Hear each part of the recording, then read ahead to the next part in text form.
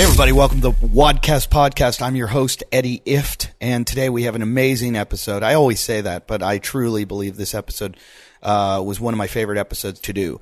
We had Tommy Hackenbruck from the Hack Pack, from CrossFit owner, CrossFit second place podium, one-time winner of CrossFit team, multiple times, I believe.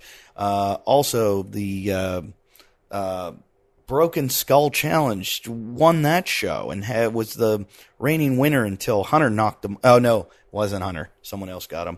You'll find out in the episode. The guy's just a beast. Played on the NCAA Division I football team, was linebacker, Fiesta Bowl champion. The guy just has done more than I could do in 20 lifetimes. And he's just really impressive. And not just that, he's a sweetheart of a guy. He's so nice and so fun to talk to that I think you're really going to like this episode. Thank you guys for listening. Thanks for keeping up with the show. We have so much going on. I just got back from a week in Las Vegas. I'm headed to St. Louis this week. I'll be in St. Louis, Missouri. I don't know if there's anyone in the CrossFit world in St. Louis. Las Vegas, it was really interesting. I got to interview Gary Reinl, who you heard last week. Then I had Tommy Hackenbruck this week. Next week, you're going to hear Gil Reyes, who is Andre Agassi's strength and conditioning coach. And it just keeps getting better and better. We've got some of the top CrossFitters in the world coming on the show in future episodes. I can't tell you who. Let's just say it's a surprise, and it's going to be amazing. I have working really hard at the show.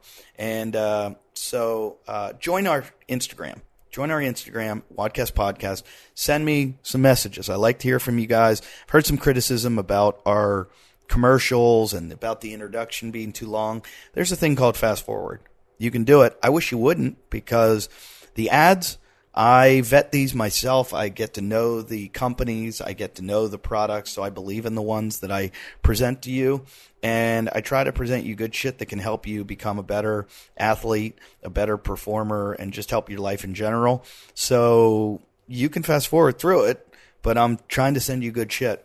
I appreciate the constructive criticism too. I like to know what you guys think. Best place to message me is on Instagram. So join our Instagram at Wadcast Podcast, at Wadcast Podcast. And I like meeting you guys out at my shows. It's awesome when you come out to the shows.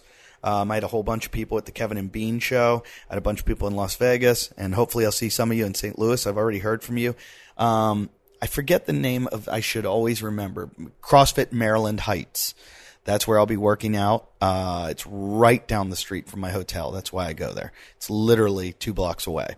So it's great that I can get there, but that's where I'll be working out and training. I'm training for my 68-mile run that some of you are saying that you're coming. Tommy Hackenbruck was saying he wants to come. Hunter says he won't come because it will throw off his training. But a bunch of friends are doing it, and we're going to go 68 miles. It's not self-supported. We're going to have support, and it's the Backbone Trail. We're going to try to break 24 hours. So if you want to get involved in that, it's going to be the beginning of December, end of November. It's either the last week in November or the first week in December. Haven't nailed it down yet. But it should be fun. It should be fun. How's it not fun to hike for 24 hours? Hike, run, jog, climb, whatever it takes. So it should be fun. Haven't picked a charity yet. Probably either going to be the firefighters that fought the fires through that whole area. Everywhere we're going to be going through was devastated in the Malibu fires. And or I'm thinking about helping a charity for pulmonary fibrosis.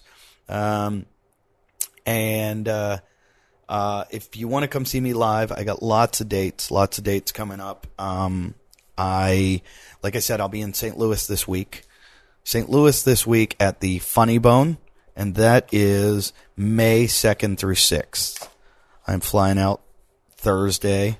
I will be in St. Louis. It's the 2nd through the 6th.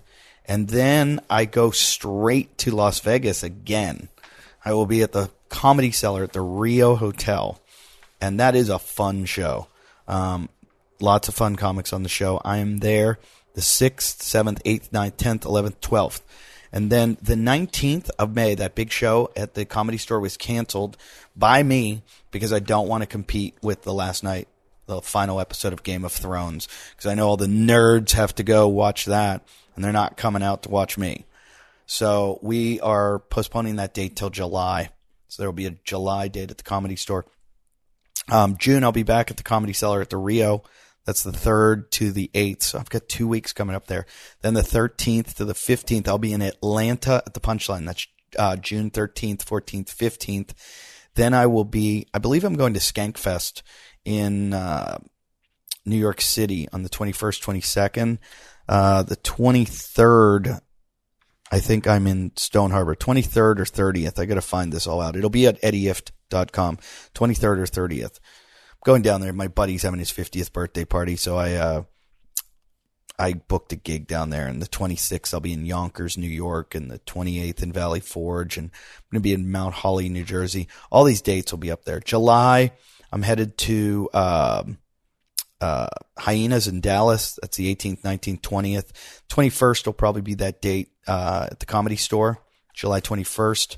And then 25th, 26th, 27th, 28th of July, I'll be in Chicago's at Zany's.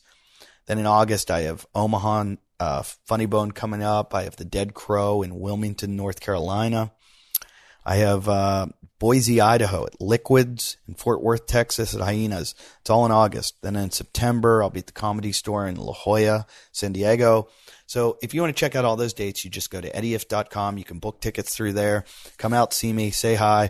We'll hang out afterwards, and we can talk about how we have to go to bed early and get up and do Helen and Lynn, and I used to do women at night. Now I do them in the morning. My wife just looked at me like I'm a douchebag, because I am.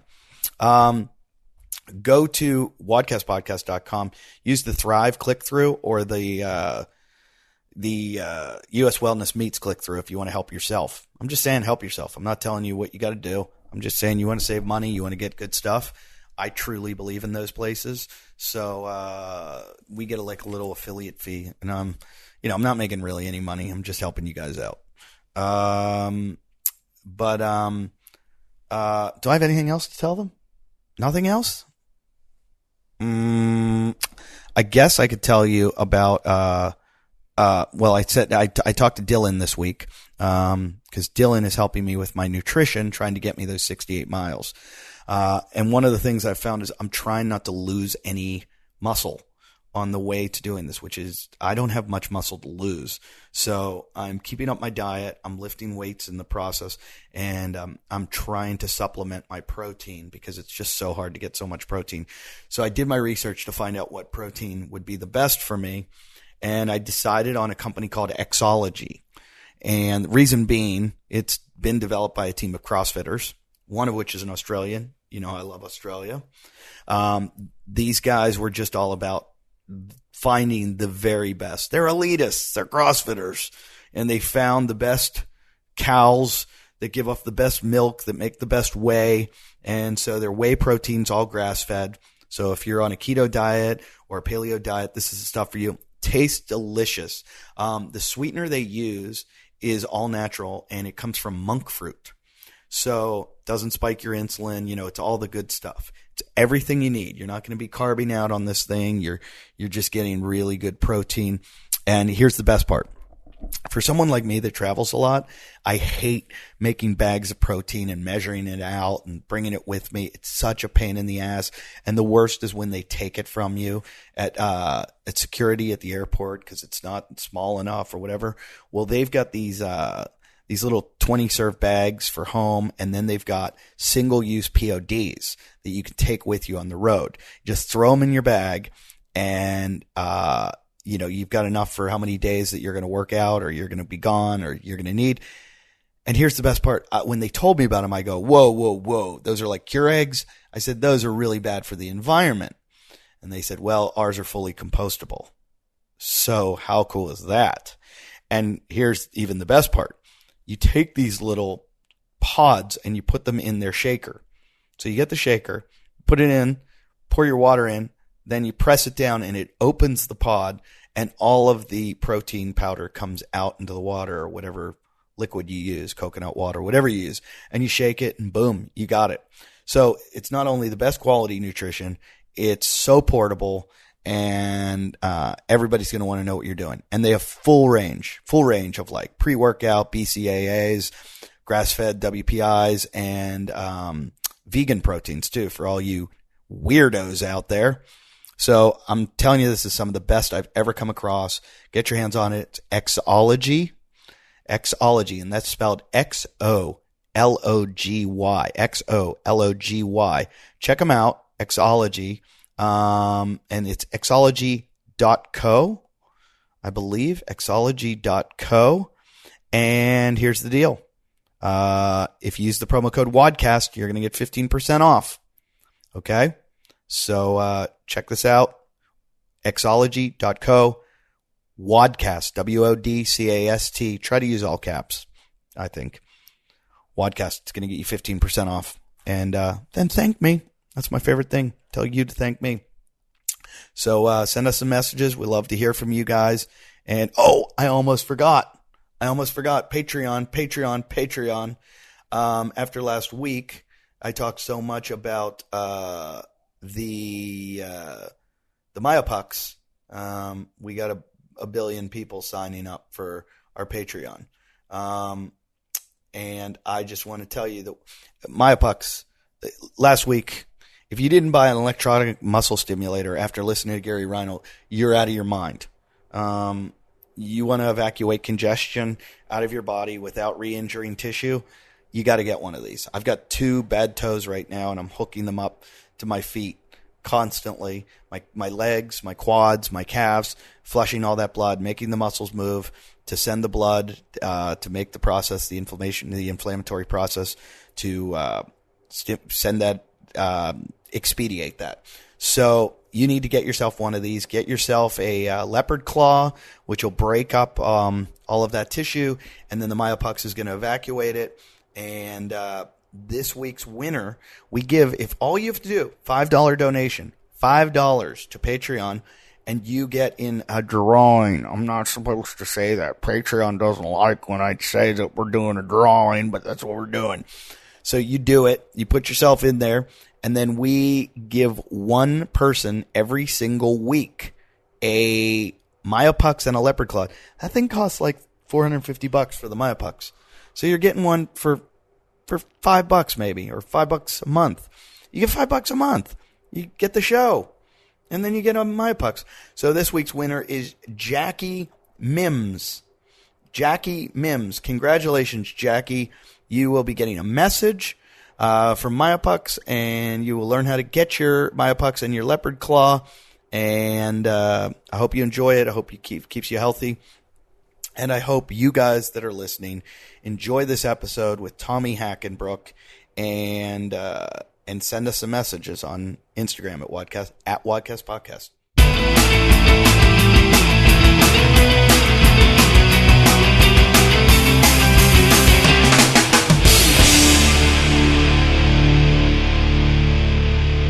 Ladies and gentlemen, welcome to the Wadcast Podcast. I'm your host, Eddie Ift, and today, very, very, very special episode. It's very random, out of the blue. I did not know this. I'm in Las Vegas doing shows, and I found out that Tommy Hackenbruck worked. I don't know what he is. I don't know. He splits time between Las Vegas and Salt Lake City, and Hunter McIntyre told me. So I randomly, I had Hunter call him, and I'm sitting here with him right now. Tommy Hackenbruck, who we have a lot of friends in common, a lot of things in common. He was in the CrossFit Games. I watched the CrossFit Games. He played college football. I watched college football. He's strong. I try to get strong. He's got a successful business. I tell dick jokes. We have so much in common. He has kids. I have kids. That's about it. That's where we stand. But I will tell you this. If you're listening right now, I probably did a bit of an introduction. I'm not going to do it in front of you. We all know Tommy Hackenbruck. Games, multiple times, individual, team winner. Yeah, we can get into that. Broken Skull Challenge, probably better than Hunter McIntyre. They switched the course for him. We know they shortened it. They cheated. They wanted Hunter in there because he was just a shit talker. He didn't really win. And, but most importantly, 2005 Fiesta Bowl championship, right? Yeah, that was probably the most meaningful on a broader perspective. Yeah, well, you can go fuck yourself because I went to the University of Pittsburgh. Oh shit, that was a rough day for you guys. Yes, that was, and I just think it's hilarious that I used to make fun of CrossFitters all the time, saying there were no athletes in CrossFit, and I overlooked you sometimes because. Like no one ever talked about Jeremy Tooman that owned Raw.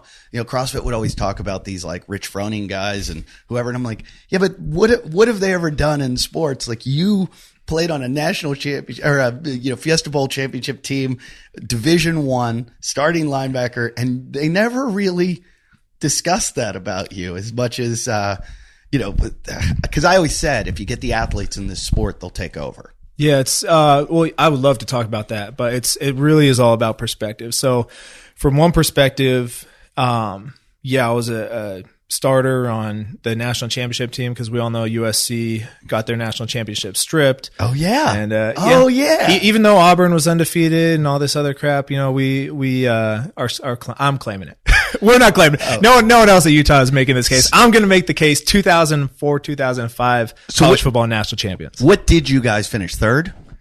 We actually finished fourth and fifth in the two different polls. So Texas jumped ahead of us with one loss. They kept one loss Oklahoma ahead of us. USC was first. Auburn was second. Undefeated Auburn. And then, I don't know if you saw today, Pitt's in trouble today. There's some guy involved with paying players, and he's claiming he paid a lot of players. It's a shoe contract type thing that this guy wanted to represent them. Basketball and football. He claimed he paid some football players. They weren't paying the right ones in football.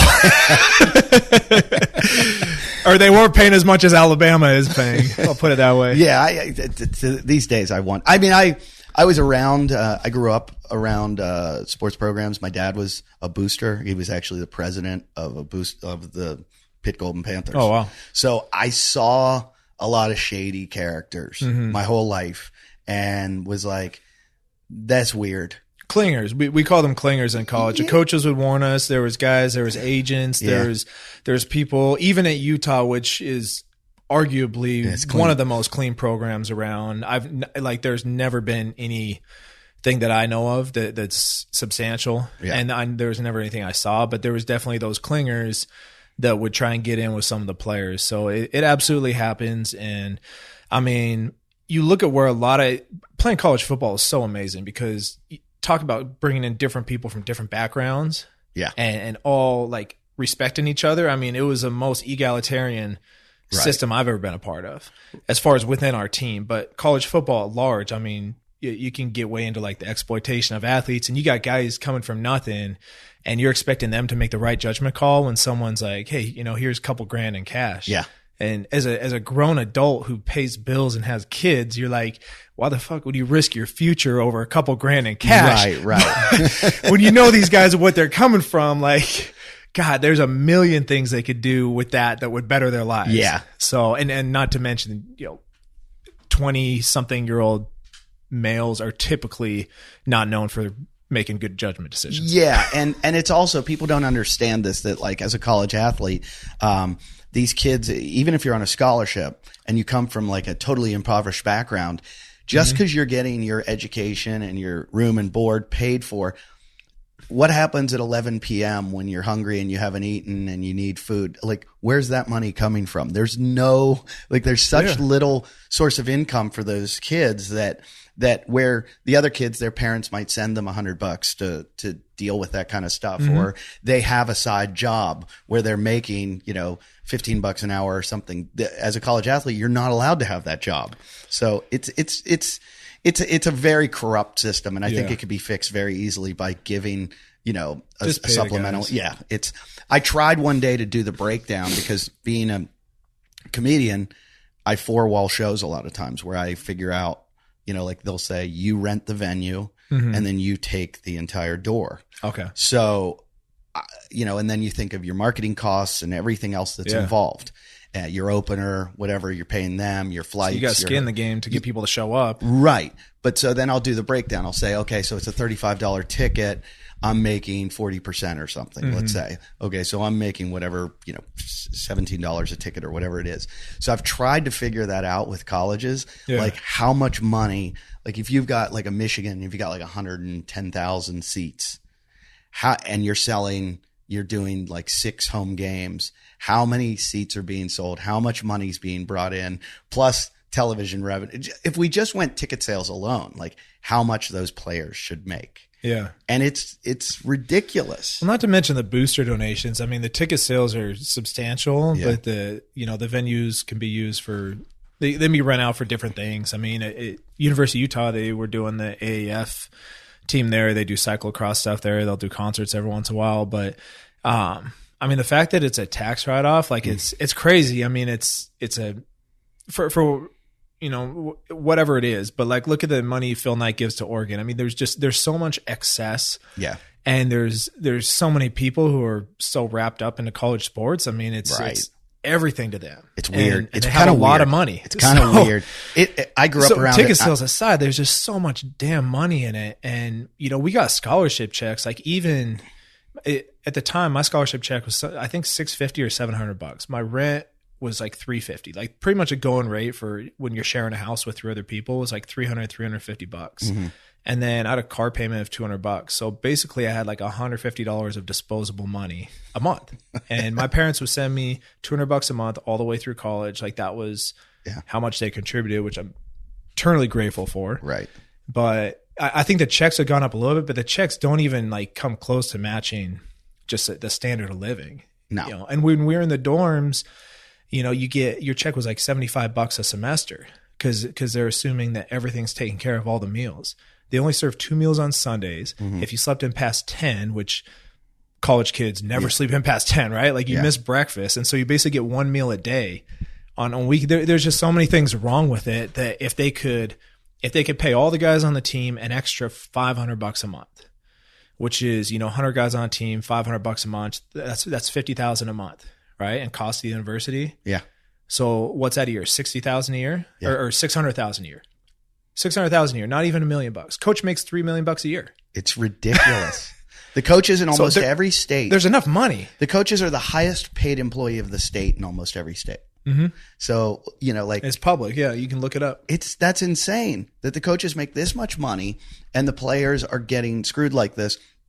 And people always go, oh, but they're getting a free education. And it's like, no, the education is not worth the amount of hours that they're putting in. No. If you broke it down hourly, it's a corrupt system. I really feel it's corrupt, and they need to. Every other sport other than like football and basketball. I mean, baseball, you have a minor league where you have the option. It's almost like they screw you too, because if you want to go to the pros, you have to go to college. You have to go to college. It's almost like it's like they've lobbied the government to create this illegal system that is screwing kids from the freedom they should have to go make money. Yeah, and I don't think. I mean, people make arguments that sports shouldn't be a part of college or whatever. Like I think there's a lot to it. I think it's a good thing for universities. I think it's a good, safe form of entertainment for kids to go out and watch the games. I think there's a lot of good it does, and I don't think kids should get paid a lot. And it's hard because you break it down. Like there are superstars who are really generating a lot more than other guys. Yeah. And you can make a strong case that they should get more. But my personal take, when I was in college, Curtis Martin had a really nice Saab convertible. Yeah.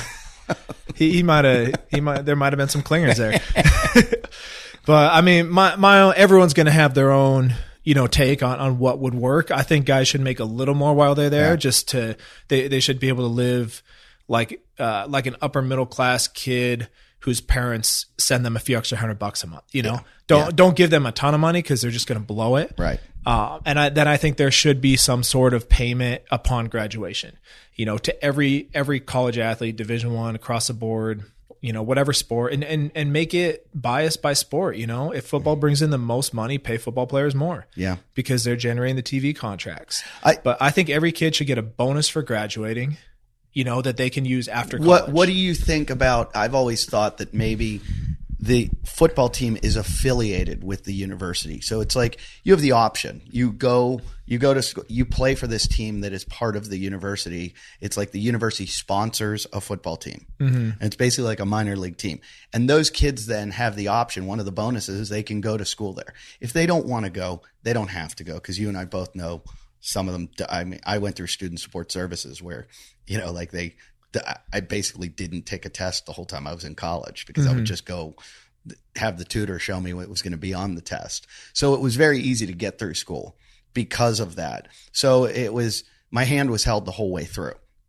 But I think if the school sponsored a team, everyone could still be, and this kid goes to my school and this guy goes, because you don't, like at Pitt, I never saw the football players ever. Other than you'd see them like game day and practice.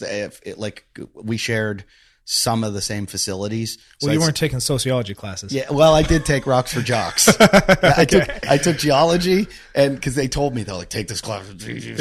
And then the one after it was called Intelligent Life in the Universe, which was geology too. Oh, nice. And like every athlete in the entire university was in that class. I'd be like, hey, I know you. Hey, That's where you find them. Bowling class too. Yeah, I took 5 bowlings. I took history of Black Pittsburgh. I was the only white kid in the class, because all the guys on my track team were like, "You got to take this class. It's the easiest class ever." We like talk about jazz and baseball. Yeah, nice. And so I took that one. But no, I mean, I just feel like if it's, I could get behind that. It's you run into an issue of like, where do you cut it off? Because there's way more universities, and I think the fear is that you're going to make the pool smaller and smaller. Like, instead of having 100 D1 schools, all of a sudden there's only going to be, right now there's like 50 that people care about. That pretty soon there's going to be only 20 people care about, and you're just going to basically turn into the minor league. But you also see guys coming out of all types of schools. Like every school at some point is going to have an NFL player that makes an NFL roster. So I wouldn't want to see the developmental pool get too small to where guys aren't, getting opportunities to develop, because a lot of 18-year-olds are not even near developed. Right. There's a lot of young men that are still growing at that point. Sure. They turn into freaks much later. So that would be the only issue I would see is, if you let it get too big, college football, and too, you're paying the players and this and that, and they're making money. There's that great aspect of it, but then there's also the downside of, is it just going to turn into a minor league NFL with 32 teams? And I went to an Ivy League game once. It was Cornell versus like Penn or something. And I went to the game, and like none of those guys are on scholarship. It's Ivy League. Yeah. They're all playing just to play. And the tailgate party, everything was smaller. It was like a high school football game. Yeah. And there were no ads on the scoreboard. There was no, like Coca-Cola wasn't everywhere all over the stadium. And I was like, this is kind of fun. This is like everybody's into it. None of these kids have intentions of going pro. Yeah. They're playing because they love it. They actually go to school and then they do this on the side. And I really appreciated that. And I was like, because I've started to get sick of like going to pro football games and just every touchdown, some corporate sponsor's sign gets thrown up on the scoreboard, and, the songs are being played, and then they parade out this group and that group. And I'm just and too many crowds and all the terrorism shit. I'm like, it's big production. It's too big almost. It's like, and I just feel like there's too much money, and the players, you see these players that all they care about is their contract, and they don't give a shit about the team. And I'm like, I think I'd rather go to that Cornell Penn game and watch guys that really love football play. Yeah. And that's what you still have with a lot of, like, even big colleges. It is turning into more of a production, but you still get like the tailgate and everything else. Yeah. And I would never want to lose that. Yeah. I don't think anybody would. No. It would be, so it's a tough one. Did you have any kind of opportunity to try out for the pros? Yeah, that's what I was going to say. So when I was talking about perspective, right? Like you could definitely play it up, and I can word it just perfectly to make it look like I was this big time D1 football player athlete. But it's also really easy for me to make the case. I had 4 guys in front of me Polynesians, all played in the NFL. So I literally never got blocked. All I had to do was like just be in the right place. In college, I was an undersized, slow middle linebacker. And so I had like 5 days up in Canada was the extent of my pro career. But the one thing I did have going for me is I was not, I mean, you look at my frame, if I'm in a CrossFit, say I look like a big guy, but I don't have the frame to play NFL linebacker. Like those guys can't get down to 200 pounds. They walk around at 230, 240. Right. You know, I would struggle to get up over 220. I played at like 230. So it's just not in the cards for me. I'm not fast enough to play on the outside. So really, I was a really hard worker. Not that other guys weren't, but I love the weight room. Like some guys put in the work, but they don't really love it. I loved it. I love the process. I love training. And that's the one thing I've noticed across the board in CrossFit is, like you said, you know, wait till these genetic freaks, you know, wait till these like real athletes come do it. And that might, you know, someone may surprise. I'm not going to say Matt Fraser's not a phenomenal, gifted athlete. Both his parents were Olympians, but it's not, it's just different. You know, basketball players win the genetic lottery. They're super tall. You know, football players are just big, powerful men. It's physics. It's mass times acceleration.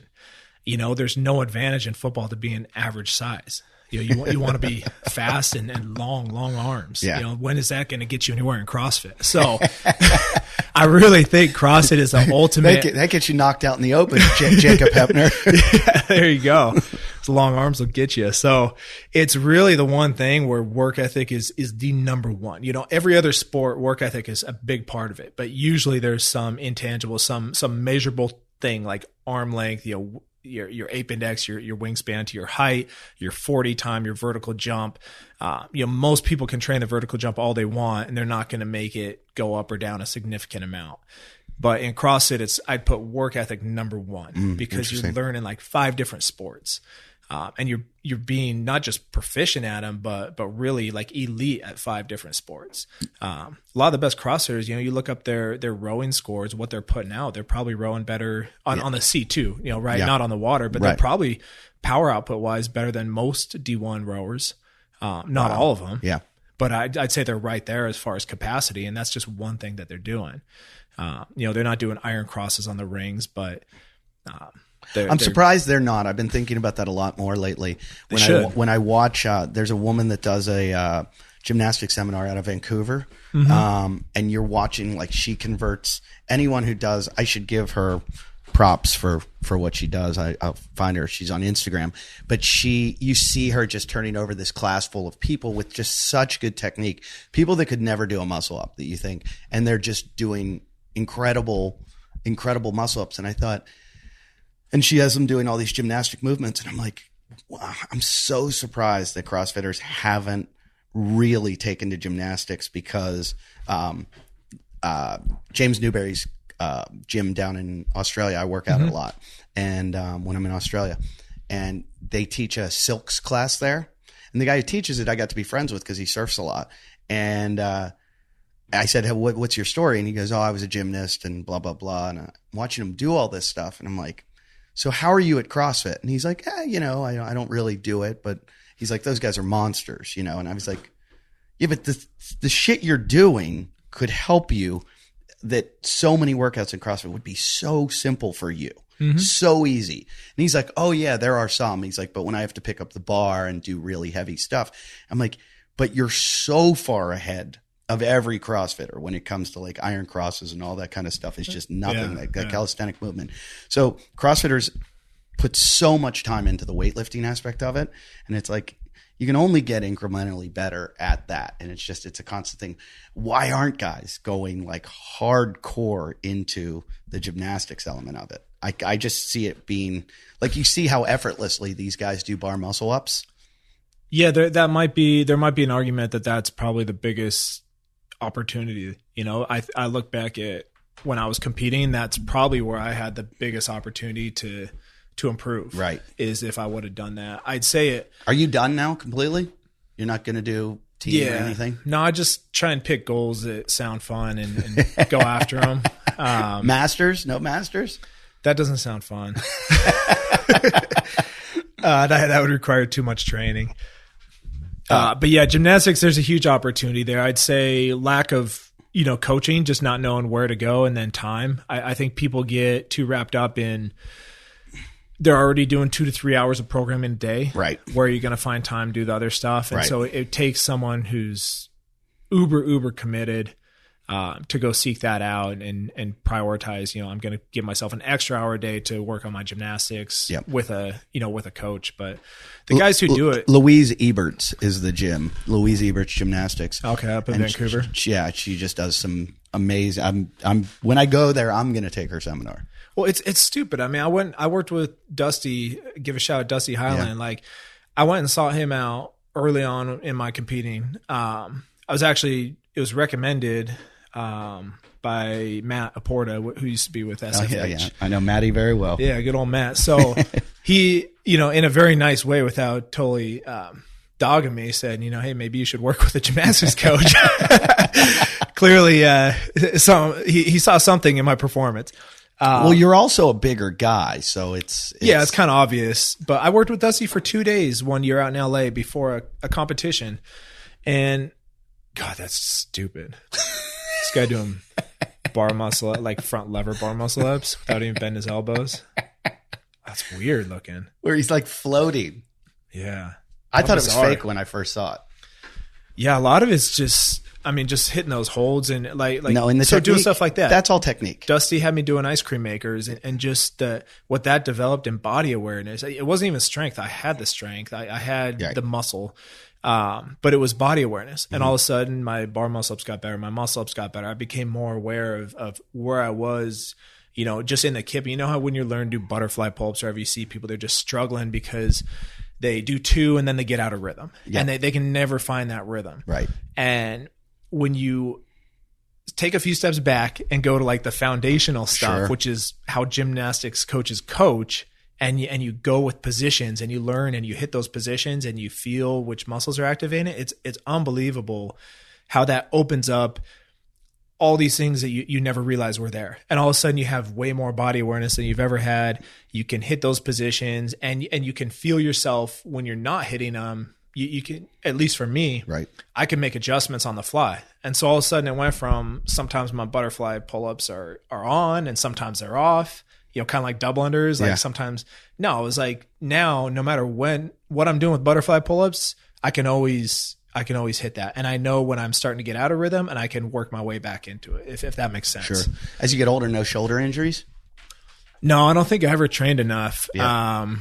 And I didn't mess my shoulders up at all playing ball. That's amazing. I had a little bit of knee stuff. So I have really tight shoulders and I've definitely avoided going overhead. I don't do a lot of handstand push-ups because mostly for neck reasons. Right. But I don't do a ton of. I'm glad you say that. I talk about that all the time on the show. And I think it's just one of those movements. It's not necessary. I get it. It's easy to judge, but at the same time, it's like why just look at how often it's programmed. Why just not do push presses? Why do you have to the sacrifice that you're possibly making? It's just not worth it. The fact of compressing a disc in your neck, you come down hard on. I've slipped a few times where I'm just like, I'm struggling at the end of the workout. You're trying to get it as fast as you can, and all of a sudden your shoulders just give out, and you land on your head, and you're like, it's everything they taught you against in football. They're like, never ever lead with your never crown of your head. Yeah, and all of a sudden you're doing it on the floor, and I get it to do strict ones and do them in a workout, but when you're doing it for time and you're at the end where you're fully exerted and you don't know when your muscles are going to just completely give out on you at that point. Yeah, you're preaching the choir. I could go on about it. I really like that there's been more and more and more handstand walking. Mm-hmm. Brilliant. Yeah. I don't see a lot of people functionally walking on their hands in everyday life, but I think it's a great test of a lot of things. I like anything that's a party trick too. Yeah. Anything that looks good. Like I like the CrossFit's gotten to the point where I watch like the games athletes and I'm like, I can't do any of this shit. Like these guys, it's like watching Red Bull, I love like Nitro Circus, Red Bull, all that stuff. And I love watching downhill ice skating. Yeah. I love watching humans do things I didn't know humans could do. Yeah. And the CrossFit Games, when you watch it, and even being a CrossFitter, I watch it and I'm just, below average guy, but I watch it going, holy fuck. Mm-hmm. Like these guys are in another world. And so the random person that's never been in a CrossFit gym that's watching on ESPN is like, oh, wait a minute. They just walked on their hands, climbed up a rope, came down, picked up 300 pounds, and it did a squat on one leg 15 times. And so the party tricks to me are great. Handstand push-up though. If you asked me if I had to remove one element of CrossFit, I'd say just get it out. Yeah, I'd probably agree with you. I don't like pistols, but that's more of a personal bias because I have a torn hamstring in my right leg, and so my right knee gets really beat up doing those. I'm just not as stable. The left leg, I'm fine. So if I didn't have that, if I was good on both legs, I probably wouldn't mind pistols. Yeah. Makes sense. I got the same I got a broken ankle that I have a metal plate in, and I just lost a lot of the flexion. So I have to one put side's harder. I got to put like a plate under it on the left side or something just because I can't get that angle. Yeah. And I'm sure I could probably train it to work. Yeah. But I've just... It feels important. When they'll go, hey, do 25 pistols. It doesn't matter what leg. I'll end up doing them all on one leg. I wish I could have done that too. But I'm probably creating an asymmetry too, which could cause injury later by making my right leg so much stronger. So it's not good. Yeah, I mean, if you got a metal plate in there, you rethink a couple things. Yeah. Maybe you always wear lifters when you squat. You know, just to make sure you have that ankle mobility. Yeah, and that way you're not totally favoring one leg. And everything. Yeah. But yeah, pistols are going to do that. They do that to me. But yeah, 100% handstand push-ups. I see having the most, as other than slipping off a bar, and falling, which we've seen and can be really bad. That's more of a bad judgment call by the person doing pull-ups usually, or complete inexperience. Yeah. But I think handstand push-ups have the most risk for long term kind of messing people up, or just even for short term. Yeah. It's just not, in my opinion, it's not a great thing to be doing, or falling for time, or fast. falling down a cargo rope. Yeah. That was pretty funny last year. Who was it? Not Vellner. That was Vellner. Was it Vellner? On the cargo net? Yeah. Yeah, but Fraser fell too. Fraser fell, and was it Vellner? Yeah, it was Vellner. Yeah, Vellner had a bad one. Yeah. Smacked the ground. So lucky. And Vellner had issues on his bike. He had a lot of things go wrong. I know you have to get. He's a gymnast. He was. That's Vellner. True. That's a good point. Yeah. So there's a gymnast who made that transition, and look what it did for him. I'm just surprised we haven't seen out of Russia and China as they get into CrossFit. We haven't seen some of their gymnasts, Olympic weightlifters, just be really, really good at this, and also the fact that they're really good at using steroids. Yeah, I was kind of expecting something out there. I think I would imagine it's just still too new. Yeah. And it's not that cool. Also, just like we talked about, the amount of time it takes. I don't know. I haven't lived over there. I've been to Moscow once. I don't imagine there's nearly as many. What'd you go to Moscow for? For CrossFit? A grade school buddy of mine married a Russian girl. Oh. And the wedding was in Moscow. Is he still alive? Yeah, he survived it. It didn't last long. I didn't think so. He's happily remarried, a couple kids. That was interesting. I'll tell you a funny story. Moscow was not a pleasant place. No, I had a friend of a friend come over to my house one day, and we were hanging out, and we said, "Oh, we're going to go to this bar. Let's go." And he goes, "I can't. I got to go. I got to go get something from my ex-girlfriend." And I went, "What?" He goes, "Well, we're in the midst of breaking up." And I go, we're going to this really good party at this bar. Come on. And he goes, I can't. I got to go. I go, call her on the phone and say, hey, we're broken up. Mm-hmm. And he goes, no, I got to get something. And I'm like, what do you have to get? And he goes, I have this GPS. This is years ago. He goes, I have this GPS thing that I put in the trunk of her car. And I'm like, oh, what? And I'm like, you GPS'd your girlfriend? And he's like, and he just looks at me and he goes, she's Russian. I go, what does that have to do with anything? And he goes, I go, and I didn't know this guy. He's a friend of a friend. I go, wait a minute. I go, are you really rich? And he goes, yeah. And he's kind of a dorky guy. Yeah. And I go, oh, I get it. And he goes, yeah. He goes, I drive a Porsche. I got a good job. I blah, blah, blah. And I go, so you're following your girlfriend. And he goes, yeah. And she was never where she said she was. So his girlfriend's a 10 and he's the type of guy that could probably get like a 5 or a 6. So he's with this girl and he's like, totally. She's not with me for my looks. And exactly. And I'm like, dude, you knew that going into it. Why would you go into it knowing that this was the end of the story? This is completely crazy. So his buddy, who was my friend from high school, came and crashed on my couch. It's back when I used to live in Venice, California. So he crashes on my couch, and Venice is crazy anyways. But about 4 a.m, I hear him screaming outside my house for my friend George. He's like, George. 'Cause I don't know if he knew where we lived and he wasn't sure, but he was in our alley. Yeah. He's like, George. And George is passed out drunk. So I go running down. I'm like, dude, what are you doing? And he's now come back from his meeting with this girl. Yeah. And he's like, she tried to gouge my eyes out. And, he's got like blood on his face. And I'm like, oh my God, dude. And I was like, well, what do you expect? You put a GPS in her trunk. You do that to me, I'll gouge your eyeballs out like you're tracking me. So he's like, yeah, she tried to kill me. And I'm like, well, what have you learned here? If you're a 4, you don't date Russian 10s. Yeah. So she knew. So he told her he had to get the thing out. I guess he went to her house and said, Lord. He told her that, she would say she was going to a doctor's appointment and then he would watch her and she was like in some other dude's place or something. But wow. I see that all the time though. When you see a guy with a lot of money and they get a chick, so it's like, you better keep that money up because that's what they want. The things we do for love. Yeah. I want to keep talking to Tommy, but I need to talk to you about, we talk about on this show all the time about how you are supposed to use what you learn in CrossFit and apply it to participating in life and in sports. But, sometimes CrossFit isn't always the best. I mean, obviously, if you're going to get in a fight or something, you're going to need to know jiu-jitsu or kickboxing or learn how to box or whatever it may be. But just life in general, there are so many different ways to add to your fitness, to add to your development, to make you a better person, make you a better athlete. And one of the things I've discovered is boxing. I've taken a couple boxing courses and it's ridiculous how hard it is. The cardio, the Metcon you get out of it, you're never going to see anyone that's in better shape than boxers.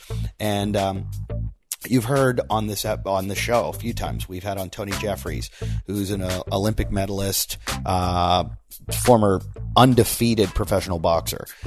He's got a place called Box and Burn Academy. And right now, if you guys want to get involved with this, go online and start watching some of Tony's videos. I watch him all the time on Instagram.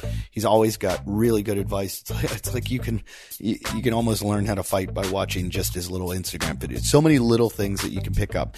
But if you're a trainer and you want to be able to teach this, he has a certification to learn how to teach boxing. So if you're a trainer, you're a gym owner, and you want to add this to your gym, we all know CrossFit gyms need to pick up extra cash. Why not teach a boxing course in your gym? You can go there. Tony's offering 20% off right now. You want to go to their online course or do their live hands-on course. That 20% is just for Wadcast listeners. And he's just been so nice to us. And I truly, the guy's amazing. He's a genius when it comes to boxing. He's a good person. And head over to Box and Burn Academy, which is Box, B-O-X-N, the letter N, Burn, B-U-R-N, Academy. boxandburnacademy.com. Check out their upcoming dates. They've got hands-on courses, and then you can get started right away with their online courses. And Tony travels with this to certify people all over the place. He's going to be in Santa Monica, Austin, Sydney, Melbourne, Australia, and in England. And if you go sign up for this at checkout, they're going to give you 20% off. Okay? Use the code WADCAST at checkout. They're going to give you 20% off. And I'm sure a lot of you listen to the Fighter and the Kid. You listen to Brendan Schaub. He's a big fan. Aubrey Marcus over at Onnit's a big fan. They really like what they're doing at Box and Burn Academy. So check it out. Step up your game. Stop trying to be a boxing coach who has no idea what you're doing. Go learn from the best. I can't say enough about Tony Jeffries. So check it out. boxandburnacademy.com. Wadcast to check out. And let me know how it goes for you. You might see me down there taking some classes because it's right near where my daughter goes to school, and it's a good little workout for me to get in.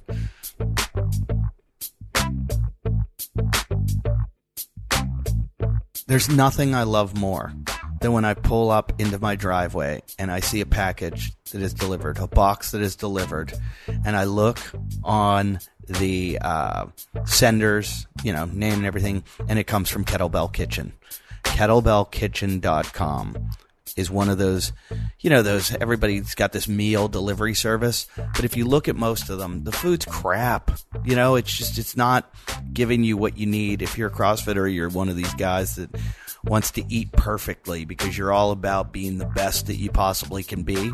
Well, the only place to go for that is Kettlebell Kitchen.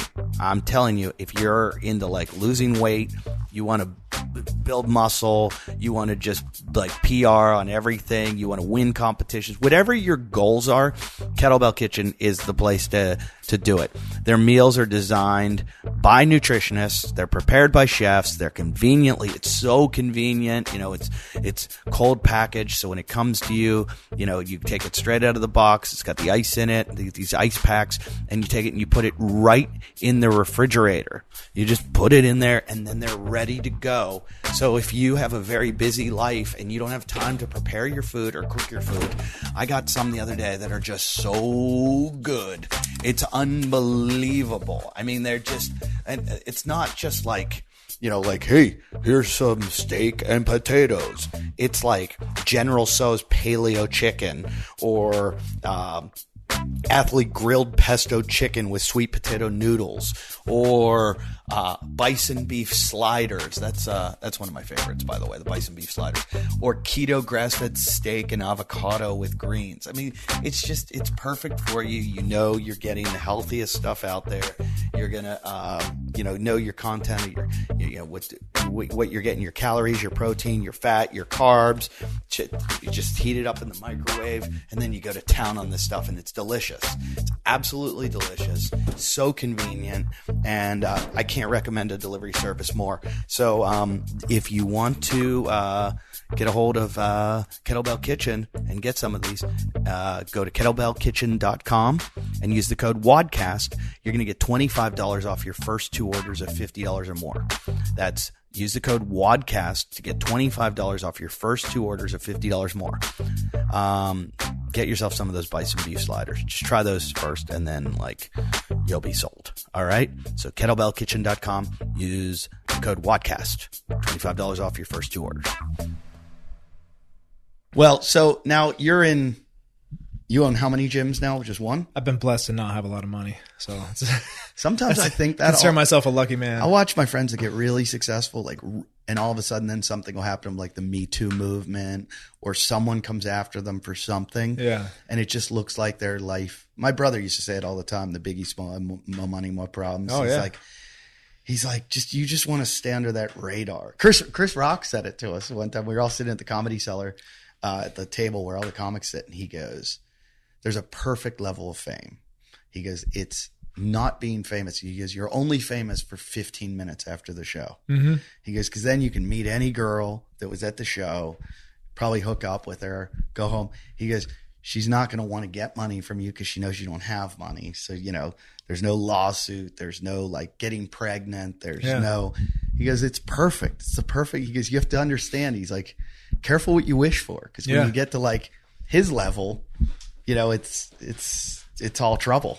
I've thought about this a lot, and doing the Broken Skull was eye-opening in that it didn't make me rich, but it really didn't make me famous on any big level. But I got recognized more for the Broken Skull than I did for 7 straight years of CrossFit games. Really? Oh yeah, especially in Texas. Wow. I mean, airports, not like everyday type of thing, But even I was with my 10-year-old at Walmart about a month ago, and someone in the aisle recognized me. He's like, "Hey, that's a really fit dude. Is that Tommy Hackenbruck?" Like someone That's I so never cool. met in my life. Just random dude. So it's cool. That was such a cool and my show. kids think I'm awesome, which is really cool. But it's not paying the bills in any way. So I imagine like it must be the worst thing in the world to be really, really famous, but not rich, right? Because you have no privacy. And again, I'm not really famous, but if you took that little bit of fame I have and just went exponentially greater, be as famous as a rock, but no money. Yeah. Right. You're getting recognized everywhere and no potential to make money. Yeah. Because he could turn around and sign a deal tomorrow. The best thing in the world is like those really, really rich guys that you don't even know are rich. We say it all the time on my other podcast. We always say no one would ever recognize him on the street. I'd say to people, do you want to be rich and famous or no one wants to be rich and famous. You want to be rich and significant. Mm-hmm. The fame part is the bad part that comes with it. The significance. However, the younger generation of like millennials and below, because of the internet and because of the availability of fame to anyone, if they can like figure it out by the internet, they actually they're going after fame. They go after fame without the value. Yeah, thinking the riches will come. They don't care about the riches at all. It's just the fame. It's a really weird concept. So I used to ask the interns on our show, who were all young millennials, and I'd go, you can be rich or famous. You don't get both. Which one do you get? Anyone older would be like rich, rich, rich. Everyone on the show was like rich. I'll take rich. I don't want to be famous. Yeah. All the young kids were like fame, fame. I'm like, you get fame, but you get no money with it. And they're like, fame. And I'm like, you're an idiot. You have no idea how ugly fame is. Somebody needs to do a really good documentary or TV special series on how ugly fame is. Like how bad it's a bad, bad, bad thing. And it's almost like a drug. Like scroll through Instagram, bro. There's your documentary. I mean, literally just scroll through Instagram and on the search. You know what randomly pops up in the search, and it's like just blows my mind. It's like, wow, like all these people, they got all these followers. Like what's there, you know? Yeah. I have like probably fewer than 500 followers that I really care about, you know? And if people follow me and for whatever reason, and they liked something I did or whatever, that's awesome. You know, that's why I follow people. I see something they did and I like them, or I've met them in real life. I think they're a good person. You know, there's a lot of reasons we follow different people, but, I could care less, you know, if I post something and 30,000 people hate it, I don't care. Well, they say you can, but I'll hear about it. You can only communicate with like 130 people at one time. Like your brain only has the capacity. And so one time I did that. I switched my Facebook account. I had my fan page, and then I went to like my personal page. I just deleted everyone except for people that I had talked to within the last year. I was like, I'm not even going to like keep all my high school friends, because obviously we're not friends anymore if we haven't talked in the last year. Yeah. So I tried to keep it like that, and then somehow everybody like leaked back in, like got the wrong page. Like they do that. Yeah, Facebook. It was just weird, you know, like keeping these two pages, and I'd see a comment from them. I'm like, oh, I got to talk to this. Now they're in. And, but it was so much easier then, because then my feed was everyone I cared about. And I got to go look at the feed and be like, oh, you know, Steph had a baby. Great. Now I can call her and be like, hey, Steph, I'm so happy for you. Oh, look what. Now I scroll through and I'm like, I don't know this fucking person. I don't know this person. Who is this person that's on my feed? So I don't even go. I mean, I can't remember the last time I scrolled Facebook. It's unfortunate. And even just having stuff in chronological order. Like the problem is that social media, right? They're engineering to capture our attention. That's their business. And so what starts out as something that we really like and see value in, which is, oh, I can connect with people and it's much easier and I can see what's going on and you know, take a peek in their lives. Awesome.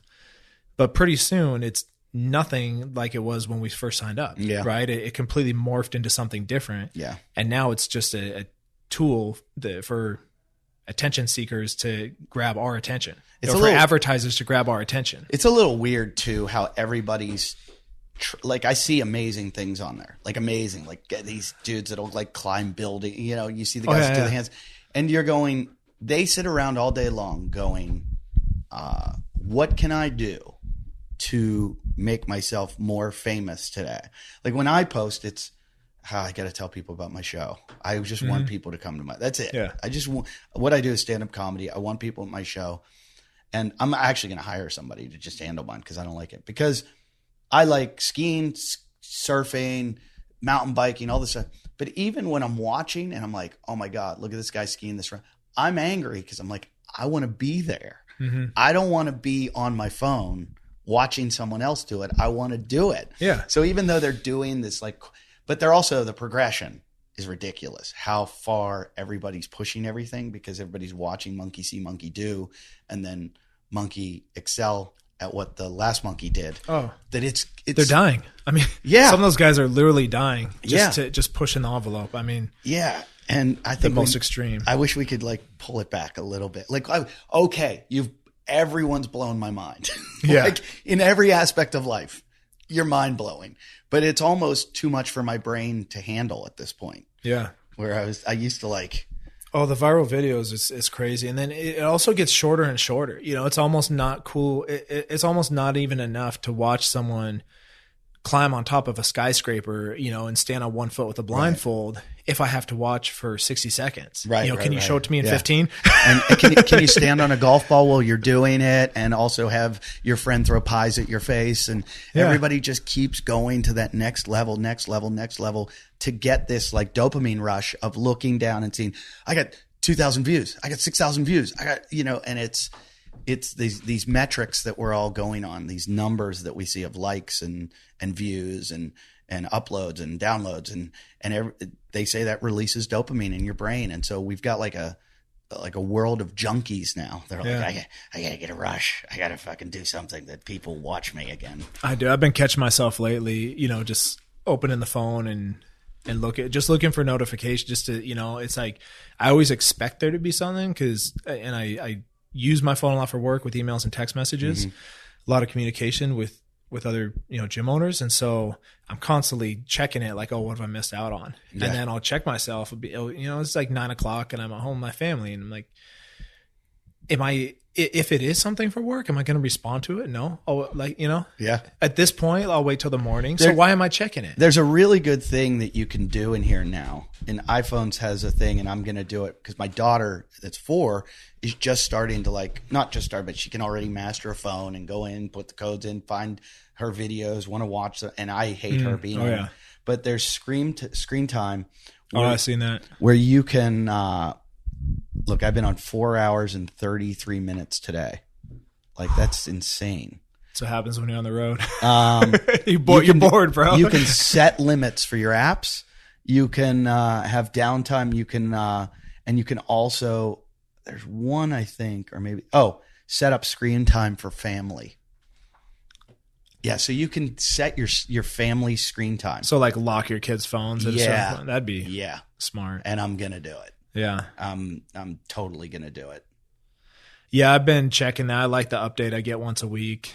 It's become kind of a competition between my wife and I with screen time. But then I'm like, okay, you know, let's look like, you know, how much social networking do you have? Yeah. You know, trying to beat her because I'll keep it on sometimes for on YouTube. Podcasts and stuff like while I drive, so I'll just turn on my phone and then same thing. It's playing through the car. It's not a fair judgment. Yeah, same thing because I'm not scrolling through my phone. I swear. Yeah. I listen to so many podcasts, and I feel like podcasts are great because they're educational to some extent or entertaining. And when you're driving, it's fine to be entertained, to listen to music, listen to podcasts, anything like that. The hard part is separating when you're with your family and you're like, and I've catch myself doing it. My daughter will be like wanting me to watch her play with something. And I'm like, my phone's at my side and I'm checking things and it's like, I'm trying to multitask with her. And it's like, no, I got to be present with her and be locked into what she's doing, even though somebody was, could you quit cold turkey? Have you, cause I've thought about this. I did it for a month and I made it 13 days. I lost my mind. I lost my mind. Do you get too paranoid that you're like, I think my fear is messing up work and not, you know, I feel like it does help me with productivity. And so my greatest fear is that I'm going to cut myself, you know, off cold turkey and then I'm just going to be crappy at my job. That's my problem too. Cause I'll go, I don't want to scroll, but all of a sudden I'll be scrolling and I'll see a friend of mine is doing some comedy festival somewhere. And I'm like, oh, I wanted to do, oh. And then I'll message him and be like, who's booking that? And he'll write back and I'll go, oh, great. And then I can find that guy on Instagram and I'm like, hey man, I want to do the festival. And he's like, oh, I'd love to have you. And I'm like, thank God for social media, or I wouldn't have found that. But I just think it's this, I don't know if it's good. Like somebody said it on the show that it's the, how much can I do in my life? And I find myself doing that. Like as I get older, like time's dwindling. And I'm like, I gotta accomplish more things. Like I wrote down 50 before 50 and I'm trying to do like 50 crazy things before I turn 50 years old. And I'm like, I'm going to, do an ultra marathon. I want to, how old are you? I'm in my 40s, mid 40s. Okay. So I'm like, I only have a few years left. I got to do an ultra marathon. I want to do the Ironman. I want to do this. I want to do that. I want to get to Everest Base Camp. I want to do, so then you just start freaking out. You're like, this is too much. This is, how am I going to do all these things? And every day you wake up and it's anxiety. But if I try to sit and just go, I'm just going to relax. I could never, like I surf a lot. I could never sit on the beach, just sit there and just like lay in the sun and be like, hey, this is relaxing. Yeah. I could never I'd lose my mind. But that's what we all strive for, right? Like that's the image we all have in our head. Not every single person, but that I've had that image of like, man, I'm going to work really, really hard so that can be me. It's like, that's that image, like sitting by the beach with a drink in your hand and like, how long till that gets old? Like I went to the 3 days, 4 days, 4 days. I love Jimmy Buffett, but I can't, if I listen to him every day for an entire 365 days, I'll go crazy. 4 days, 4 minutes. I went to the Maldives. I flew 28 hours with my wife, went to the Maldives. We had this amazing like hut over the ocean. And then this one place we had the hammock between the two palm trees. Oh, I'm lying in the hammock, just like I am in heaven. Yeah. And I'm like, heard they have scooters on this island. We got to get the scooters. Like this is boring. For real. Yeah. I'm lying in this hammock. I had enough of this shit. It's time to go. Move, move, move. And I think that comes from like an attention deficit disorder. That's a short attention span. And I think the internet's making it shorter and shorter and shorter. Mm-hmm. And we're all just like, hey, constant fucking instant gratification. Got to get it. Got to get it. Do you meditate at all? I do a little bit. And you always tell yourself, oh, I need to do this more. And then you never do. Because that's me. I just try to, when I meditate, I try to visualize. I'm doing this crazy, crazy thing. My buddy is one of the best big wave surfers in the world. And like a year and a half ago or 2 years ago, we kind of made this pact. He was making fun of me for surfing small waves. Mm-hmm. And he's one of the best big wave surfers. I wish I could surf a small wave. I've surfed like twice and I'm horrible. It's a hard sport. It just takes a long time and a lot of a lot of time in the water. But good athletes usually can pick it up quickly, but to get good at it, still you have to be. Is there a correlation between swimming and surfing, or is it more just you have to surf a lot? Because I'm great at snowboarding, skateboarding. Then it should come easy. Horrible swimmer. It should come easy. 90% of swimming is paddling. Yeah.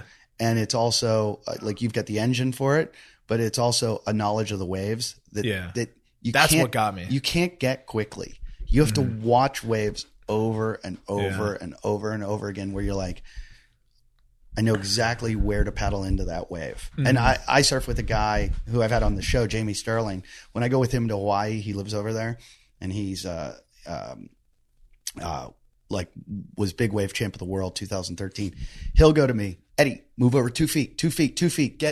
Start paddling now.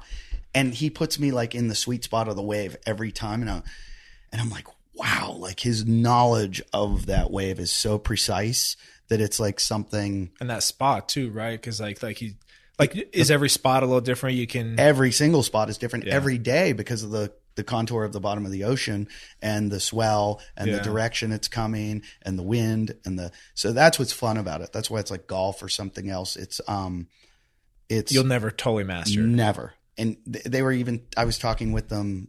So Albie Layers, the guy I'm working with on this project, Albie was talking about even the wave pools depend on the winds. So the winds can change the wave and the wave pool. So it's always different. That's what's so fun about it. But I've decided to do this thing where we were talking about fear. He's going to do stand-up comedy. He's going to do 5 minutes, and I'm going to go surf a big wave.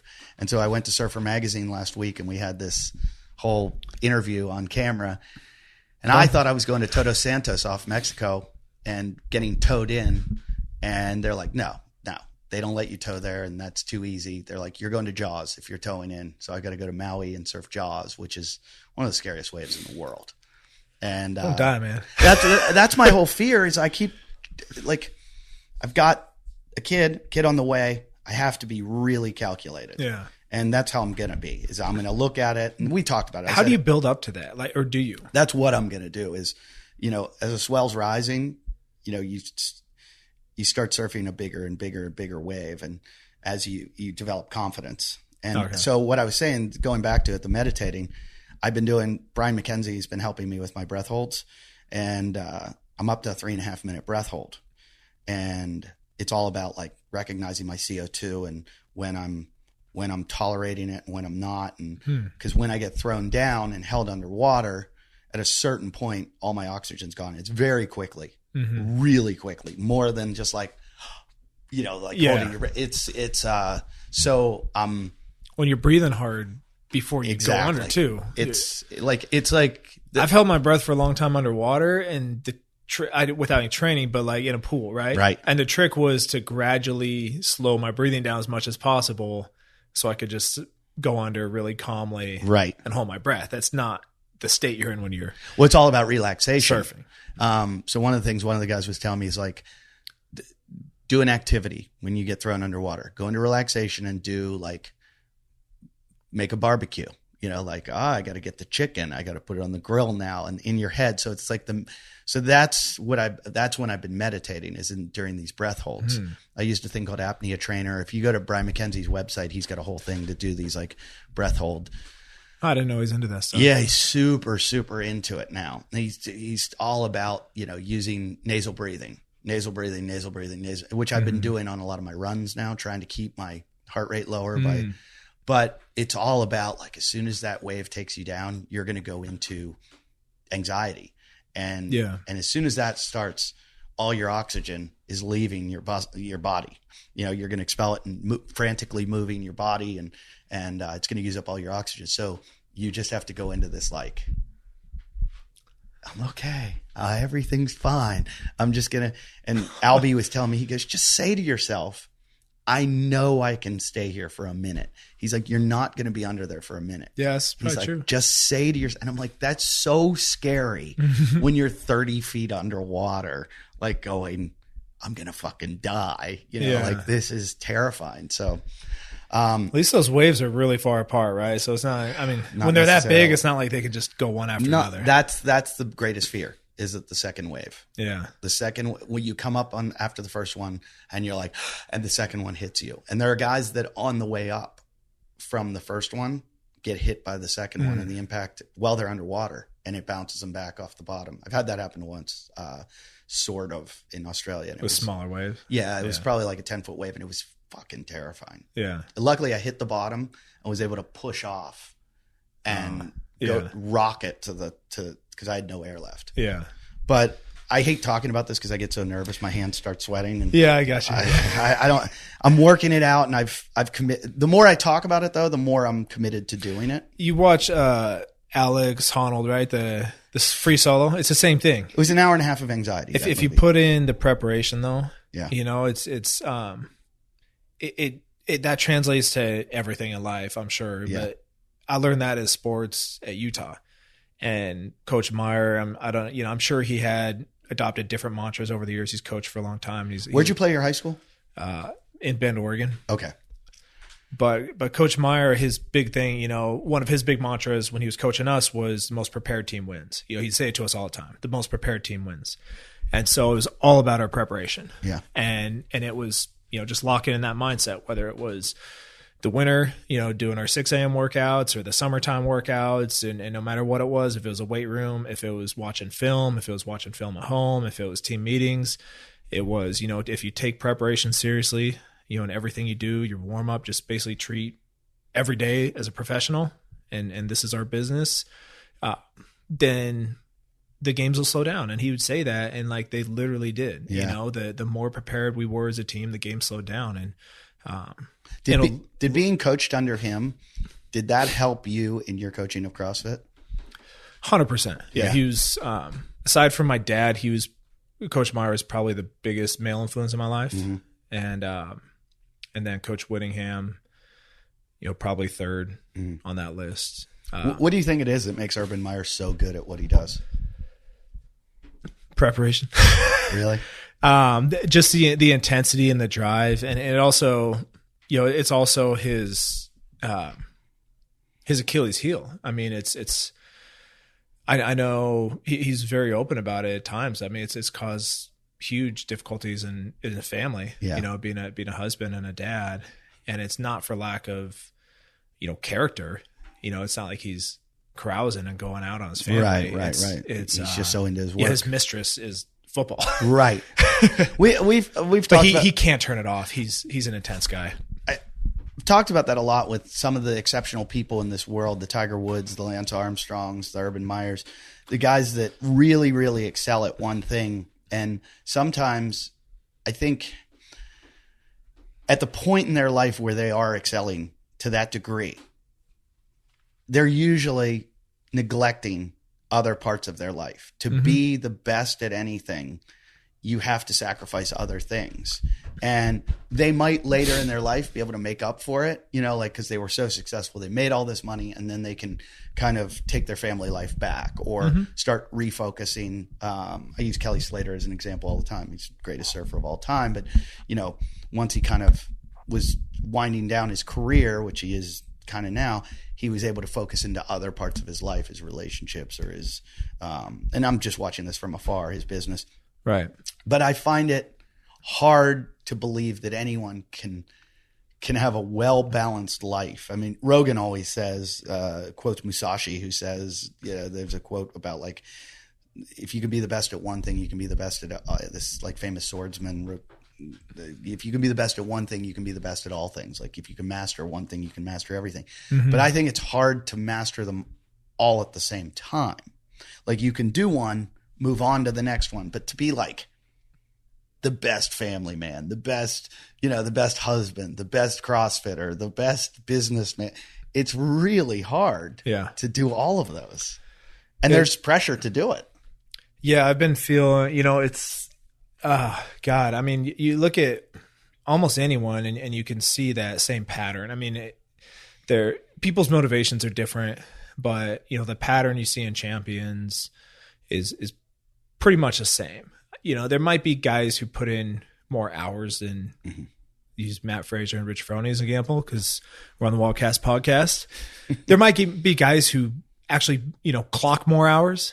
Right. But like, just because you clock in and clock out the latest, like doesn't necessarily mean that you put in the most quality work. So there's, there's no doubt in my mind that those guys are not putting in the most work. I mean, Rich literally went from just getting into CrossFit to winning in a span of like 2 years. There's a bunch of guys who had 3 or 4 years head start on him. Yeah.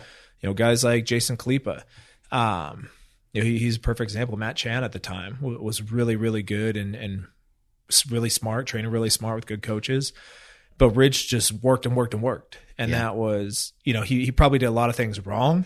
Yeah. But he'll be the first to say, I mean, I've heard him say this over and over. It's like, no one was going to outwork me. Yeah. I might mess up and do a ton of stuff wrong, but no one was going to outwork me. He was obsessive about it. I think Jason Kalipa told a story or something. He was at his house having dinner. Yeah, Jason tried to outwork him. Jason was at his house. They're eating dinner because they're in the middle of like a family dinner, like everybody's eating, and he can't find Rich. He's like, he just like got up and left the table, and he goes out to the garage and he's on the assault bike, like just getting in some, like some calories, and then came back to dinner and he was like, did you just do a workout? Like they've probably been working out together all day. Yeah. And Rich is like, well, if Jason did this much, I got to do 10% more. I don't know if that's a healthy thing or if that's, I don't know if that's I had Dr. Drew on the show one time, and I tried to talk to him about body dysmorphia and that like exercise addiction. Mm-hmm. And the fact that like, you know, it doesn't, I just had a friend tell me that he's an addict and he'd gone through rehab, AA, everything. And he's like, yeah, well, he's like, I still go to meetings because he's like, I don't drink and I haven't for years. He goes, but I now have the same addiction with work. He's like, I just have put it all into work and it's unhealthy. He's like, I have this unhealthy addiction. And I sometimes worry that like to be a top CrossFit, does it take an unhealthy addiction to exercise?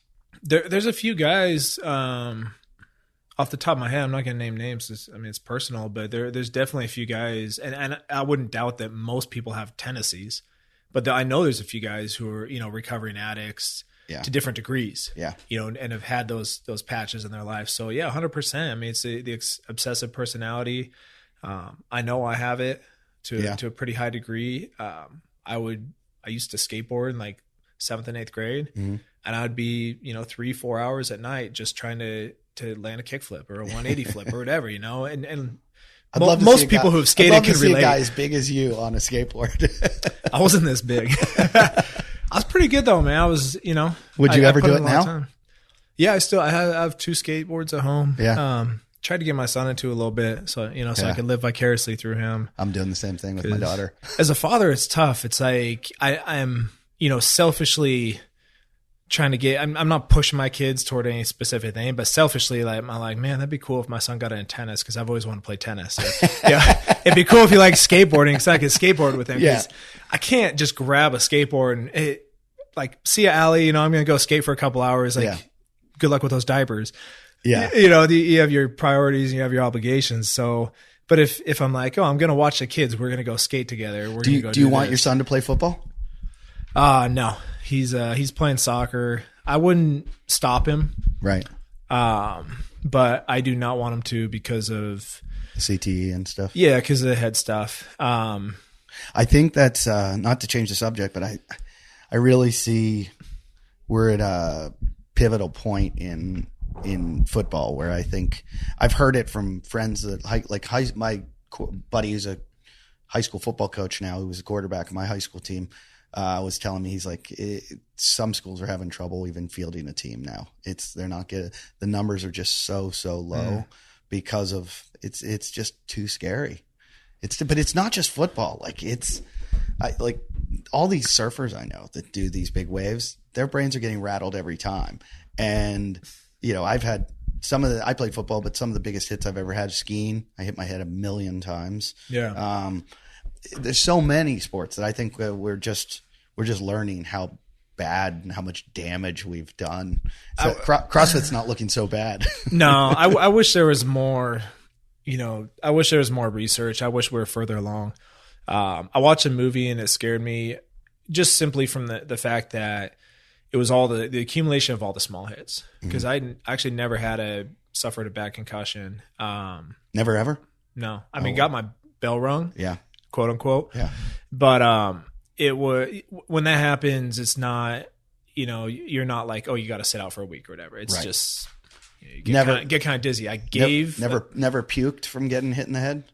No, but I literally, I mean, this probably sounds stupid. I've said this before. Like, I thought I was conditioning my brain. I thought I was doing a good job because I loved hitting. And so I would initiate contact as a running back and linebacker in high school. I mean, I'd be the running back who'd like run into people. I ran like Walter Payton. And so I wanted to make contact. I wanted to hit as much as I could in practice. Jesus. I loved hitting because I thought I was doing myself a favor. I always thought that's why I never had a concussion, is because I played so aggressively. So I literally thought when college was done, I was like, it was a sense of pride for me. I've never had a bad concussion. Right. And then I watched this movie and they're like, oh, it's actually all the little small hits. So yeah. I was doing like the worst possible thing. And when I look at it, you know, the body of work, I started in 6th grade and I finished after my 5th year of college. So the body of work I put in is a lot more than guys who just play in high school. Mm-hmm.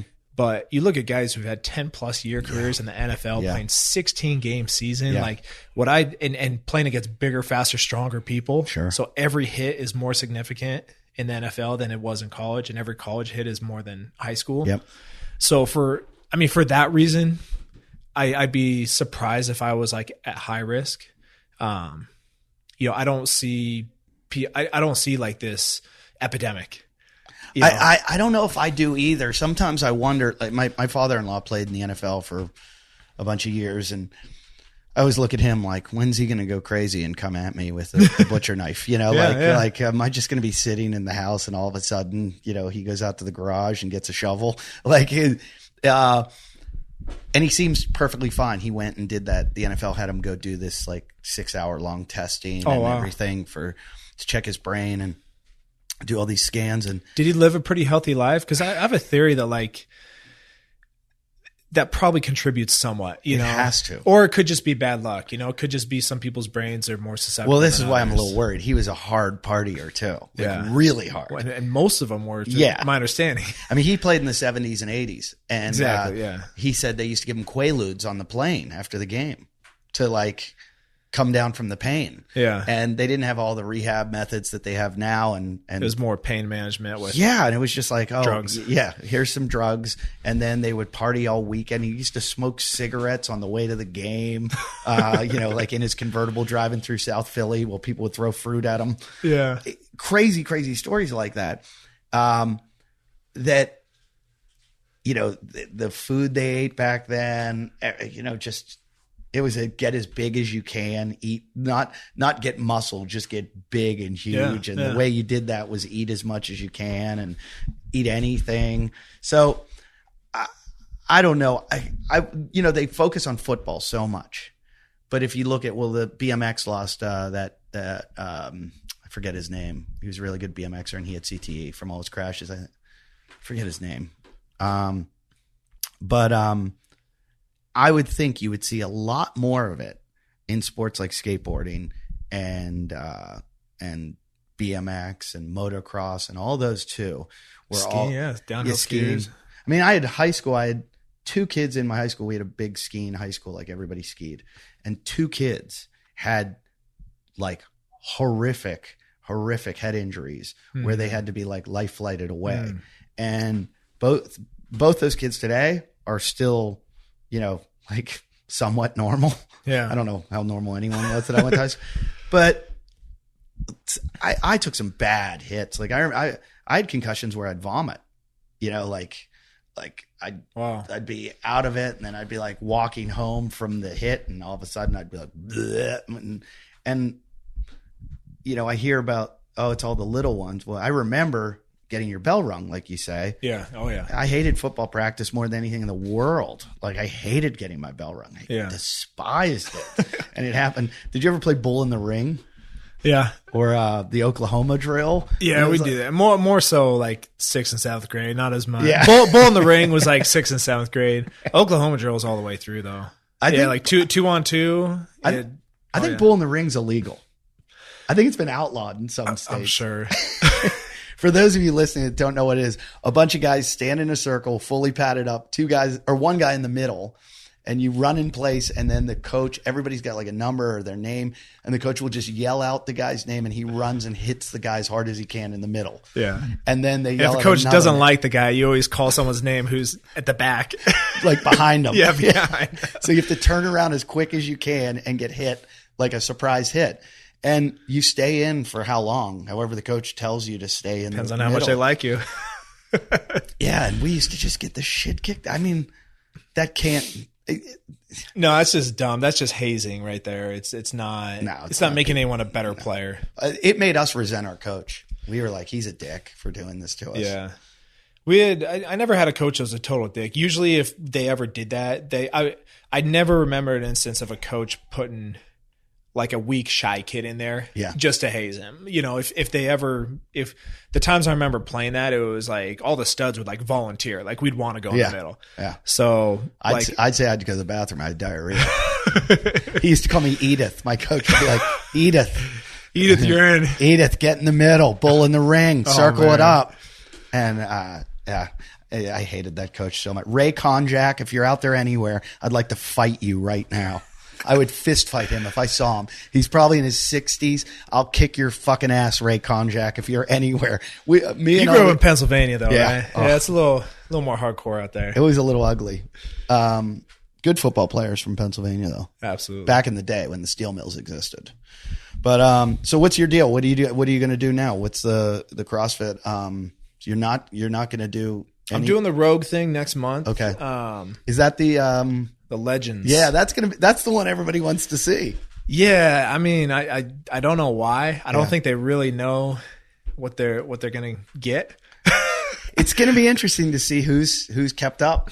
Yeah, I mean, I'm just going in there hoping. I don't want to be the guy at the end where everyone's clapping for me. Yeah. To finish.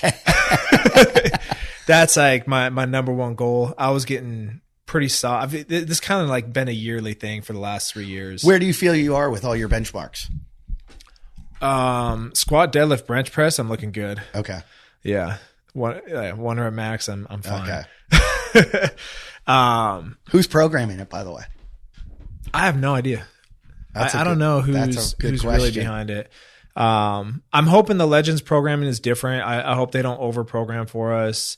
I'm expecting it to be fun. I'm expecting it to be very professional because it's at Rogue HQ. They might bust out some cool equipment. So I'm really looking forward to that because that's always been my favorite experiences in CrossFit is when you get to do something outside the box. It's my favorite thing to watch. Yeah. So I really hope they come through with that. It's what I'm expecting, but if we just get out there and do a few couplets, 21-15-9, I'm not going to like bitch and moan. Right. But that's never been like, what gives me the most joy. So yeah, just trying to stay in shape. Every year I've kind of gotten out of shape, gotten in shape. Really the most important goal I've had in the last 2 years is to back squat 500 and run a 5-minute mile on the same day. That's a 5-minute mile. Sub 5. So Holy I thought I was there last year. I ran a 3/4 mile in 3:45. So I've been training with my wife's dad who used to coach college track. He coached at Weber State. Great guy. And he was just meeting me, run around the track, giving me workouts to do. And then I jacked up my calves and had to take 6 months off. I don't know if I got. So you needed 1:15 for your final lap. Yeah, I should just kept going. It was like a training run. It was a time trial. And so I was planning on stopping at the 3/4. So I did 3 laps plus 9 meters. And I was like, and a little piece of me was like, I wonder if I could just go. But I didn't have to completely sell out, but I was tired. Yeah. I don't think my last lap would have been on pace. But I was really close. I went out, I was going to test it. I was there. I had the squat. You had done the squat already? Not that day, but I went to test a couple weeks later after I started wearing track spikes. Mm-hmm. So note to anybody, like the last time I ran track spikes was my senior year of high school. I was 18 years old. Mm-hmm. So I start wearing track spikes with these running workouts. I do it for like 3 weeks, twice a week, only on short, like speed work type of stuff. And my calves were so fucked up after 3 weeks. Someone's like, maybe you got micro fractures or something. I don't even know what that is. Micro tears, but it took me over 6 months of like basically just stopped running. And I'm just now building back into it. I ran on them for 8 years. And when I got to college, all our sprint workouts were in spikes, which I didn't do in high school. And I was like, why are we wearing spikes all the time? And the coach was like, you want to simulate, when you're running in a meet. And I was like, and I would get shin splints so badly. Of course. And I was like, this just isn't right. Why are we wearing these? So, I'm not a big fan of them. I don't think they do that as much anymore. I think middle distance. Were you middle distance? No, I was a sprinter. Sprinter? Yeah. Yeah, maybe some stuff was spread, but I think they do more, like get you barefoot, have you run the grass a little bit. I mean, there's just, you got to protect. There's more injuries in track. You're pushing that capacity to the limit. I mean, I was in physical therapy like every day, putting on stims and then. And they're all nagging injuries. Yeah. Awful. Worst. Awful. I had to do a lot of workouts in the pool. Like they put a vest on you and you go in the pool and run sprint workouts in the pool. Yeah. Like the coach would be like, I want you to run 60 seconds full sprint. Then you're going to take 2-minute break, 60, you're going to do 8 rounds of this. And it's good for your lungs, but it's just. Yeah. But it was just because you couldn't put the impact back on your legs because your legs are just getting worn down so badly. Yeah. So I was 36 last year when I was doing that shit and it was just not, so I'm not going to wear spikes ever again. There's no need. I did feel faster in them. Oh yeah. They definitely helped, probably worth a couple seconds. But so do you have to do the squat and the 5-minute mile in the same day? I want to do it. Yeah, I want to do it in the same hour. Hunter kind of did that, but he did it with everyone could deadlift. Yeah. Anyone could. Austin Malleola just deadlifted 600 pounds and ran a marathon, which is. Oh, I saw that. His marathon time was so bad, though. Yeah, but it had nothing to do with the deadlift or the training. Like, I don't think Austin would ever run a good marathon time. That dude hates running. I don't care. For somebody that is one of the fittest guys in the world, and even though he's not one of the top 40 guys anymore, he's still one of the fittest guys in the world. He should have put in a better marathon time. He ran that in like about 4.5 to 4:27, I think. Come on. A guy like him should be doing like a 3:30 marathon. Yeah, the weird thing about running, and when I was doing CrossFit without much running, I'd run a couple days a week. I was down in the low fives, about a 5:20 mile. Jeez, that's so fast. A little over 200 pounds. The distance, when you're really muscular, the distance, that extra muscle just destroys you.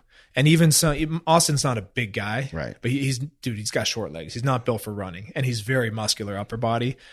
I think a marathon is so outside of a CrossFit athlete's wheelhouse. I would love to see it in the games. You've got to put the miles. So last year I ran a 153 half marathon. That's fast. Because I was going for 60, 90-minute runs like twice a week. I was getting 30, 35 miles a week. And once I started putting in those miles, 30 miles a week, that was a lot for me. I'd never done that in my life. Yeah. And so that got me to like, a sub 2-hour half marathon. I wasn't dying at the end. It was just a run for me, but I was pretty happy with that, but I had to put in the miles. Yeah. And I don't think Austin, I don't think he really trained for the marathon as far as putting in a lot of miles. Right. So that's about what I'd expect. Okay. I think if he trained for the marathon, he was putting in 30 hours a week or 30 miles a week for maybe 3 or 4 months. I think he could run a sub 4, which would be. I'd love to see them good. Throw it in the games. A marathon? Oh, it would destroy people. I think it would, but I think the recovery on these guys is so incredible that if they do it the first day and then give them a day off to recover, they'd be okay by day 3. I think you give them 1 day off, they're fine. I would much rather run a marathon, do the marathon row. Yeah, way more. I would too. Like the marathon, the run would beat me up more. Gun to my head right now and said, you either have to do a marathon row or marathon run. I'd be like, all right, I'll see how I'm out on the run right now. I wouldn't even think twice. I'd rather run. I could see a lot of injuries in that. It's just, it is a lot of wear and tear on the body. And I mean, here's the devil's advocate is like, what are you going to learn? Like you could have the guys do a 5-mile run. The finishing order is going to be the same as a marathon. Do you think? It's going to be pretty fucking close. You can learn as much in a 5-mile run with athletes like CrossFit type athletes as you could in a 26-mile run. You're just beating the shit out of them recklessly. But if they have beat the shit out of people, come on, that's what the whole CrossFit Games is. Yeah, I mean, there's been times with the CrossFit Games where it looks a little bit like survival of the fittest by attrition, and then there's been years where it looks more like here's a CrossFit Combine, and then somewhere in between. We've discussed this many times on the show, so if I'm reiterating something you've heard before, don't be like, we always bring this up. Years ago, Armin, the nerd that he is, sat down and he's really good at like analyzing everything. He sat down and tried to find a congruency between one CrossFit event and the finishing places of the CrossFit Games. And he found, I think it was Eve, which is the one that was 45 pound shoulder presses, the row. You row 1,000 meters. I believe 45. Oh, that's one of my favorite workouts. Is that Eve? No, it's not Eve. Eve's the kettlebell and. Oh my God, I don't know why I'm drawing a blank. Jackie. 1,000-meter row, 50 thrusters, 30 pull-ups. Right. So Jackie, he found had the most congruency between how people placed in that and how they placed in the games. And I said, and he said it was really, really accurate, which is creepy. And I said, well, then why not just do that? Yeah. And say, hey, we found the fittest person in the world. We've done a mathematical formula that's figured out how we can, through CrossFit standards, figure out what CrossFit's definition of fittest in the world. We know that this event right here will do it. So why make all these people suffer for 4 days or whatever days it is? So in saying that, we just like to do it. Well, why not throw a marathon in? Why not just make them? Yeah, I would not be opposed to it. I would worry because you saw what happened with the Murph when it was really hot out and weight vest. So, I mean, honestly, like My personal opinion, if I had to predict and I was going to place a bet on it, I would say there'd be a lot of really fucked up people injury wise, and it would not be a good. Ultimately, it would not end well. Yeah. That would be my prediction. That being said, I'm not opposed to it. And if they did if I was an athlete and they did program that, I'd say, cool, bring it on. I mean, this is a test. Let's take it. But I think what it does is it makes people that look at CrossFit and the argument that CrossFit people are the fittest in the world, which I think is a very, very, very good argument that they are. Like Hunter tries to, say, well, you guys would come into my sport and I'd smash you all, but, and I could do well in your sport. He's vying for that wild card and trying to get in for that reason. I think you have to define fitness to even have the conversation, right? Exactly. Because look at Hunter, as much work and he's a freak. Yeah. A good friend of mine and amazing athlete. And he was never able to win the Spartan. And I don't think even one year, I mean, he went vegan. He did everything. He got down 175. He was looking scrawny, like lost a ton of muscle. Still couldn't get there because Cody Moat and Hobie Call, these guys are 135, 140 pounds and they're mountain goats. Yeah. And, Hunter was better at the shorter courses. And also Spartan's kind of weird. I mean, you have these 3, 5, and 13 mile races, or 3, 5, and 10. And then the World Championships is 13 miles up and down a ski resort, right, at elevation. So it's like the championship doesn't even really mirror the events themselves. But did you do any of those races? Yeah, I've done about 6, probably. Love it. They're a lot of fun. You do like it? Yeah. I like running, man. I really do, even though I'm not a good runner. And that's probably why I want to hit this goal is like, I just enjoy it. It's a challenge. Like there's some things I suck at that I really, you want to do the 68 I like the you want to do the challenge. 68 mile run with us? When? We're going November. We're going to go from the beginning of the Backbone Trail, which is down in the Palisades, all the way to Point Magoo, in trying to break 24 hours. And David Paradiso from Paradiso CrossFit just heard that I was talking about this, and he goes, 4 of my gym members did that last year. And he goes, one of them ended up on an IV in the hospital. And I'm just worried about feet. Feet's the only thing. A couple guys are coming. Hunter did it in 2 days. Hunter went 35 miles or something, then slept. Got up and the next day went and did it. And he's like, it's easy. I took a buddy that doesn't even train and I forced him. I just yelled at him and he did it. I would do it. Depends on how well the running stuff goes. But I was kind of like, honestly, I want to get this one goal. The 500 and the 5. Yeah. And then I've kind of been wrestling. I've never wanted to run a marathon because I see too many people do it who are just like, they just finish, right? They're like, I finished a marathon. Right. And that's never appealed to me. It's kind of like I want to qualify for the CrossFit Games. I went and watched the New York City Marathon, and I was standing cheering at a friend, and I said, if I ever do this, I'm running it. I'm not finishing it. Yeah. I'm running it. Like there's 2 different people. So I went and did the New York City Marathon, and I went out hard. I went out really hard. And I think at my half marathon time was like 141, 142. Ooh. Yeah, and I was flying. And I thought, I'm going to qualify for Boston. I'm flying.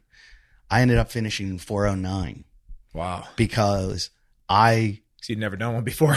I didn't know that you could hit a wall like that. Like I looked like that guy in the Iron Man that falls down and is like shaking. Oh, yeah. That happened to me. Jeez, I completely lost all my salt and everything. So I want to run a sub 3 marathon. Wow. That's if I do a marathon, that's the goal. And I know how difficult that, like, I'll train 6 to 9 months, like, just for that, nothing else. I won't bench press. Like, I won't worry about being big. I think it's good to start and I know how impossible that probably is for me.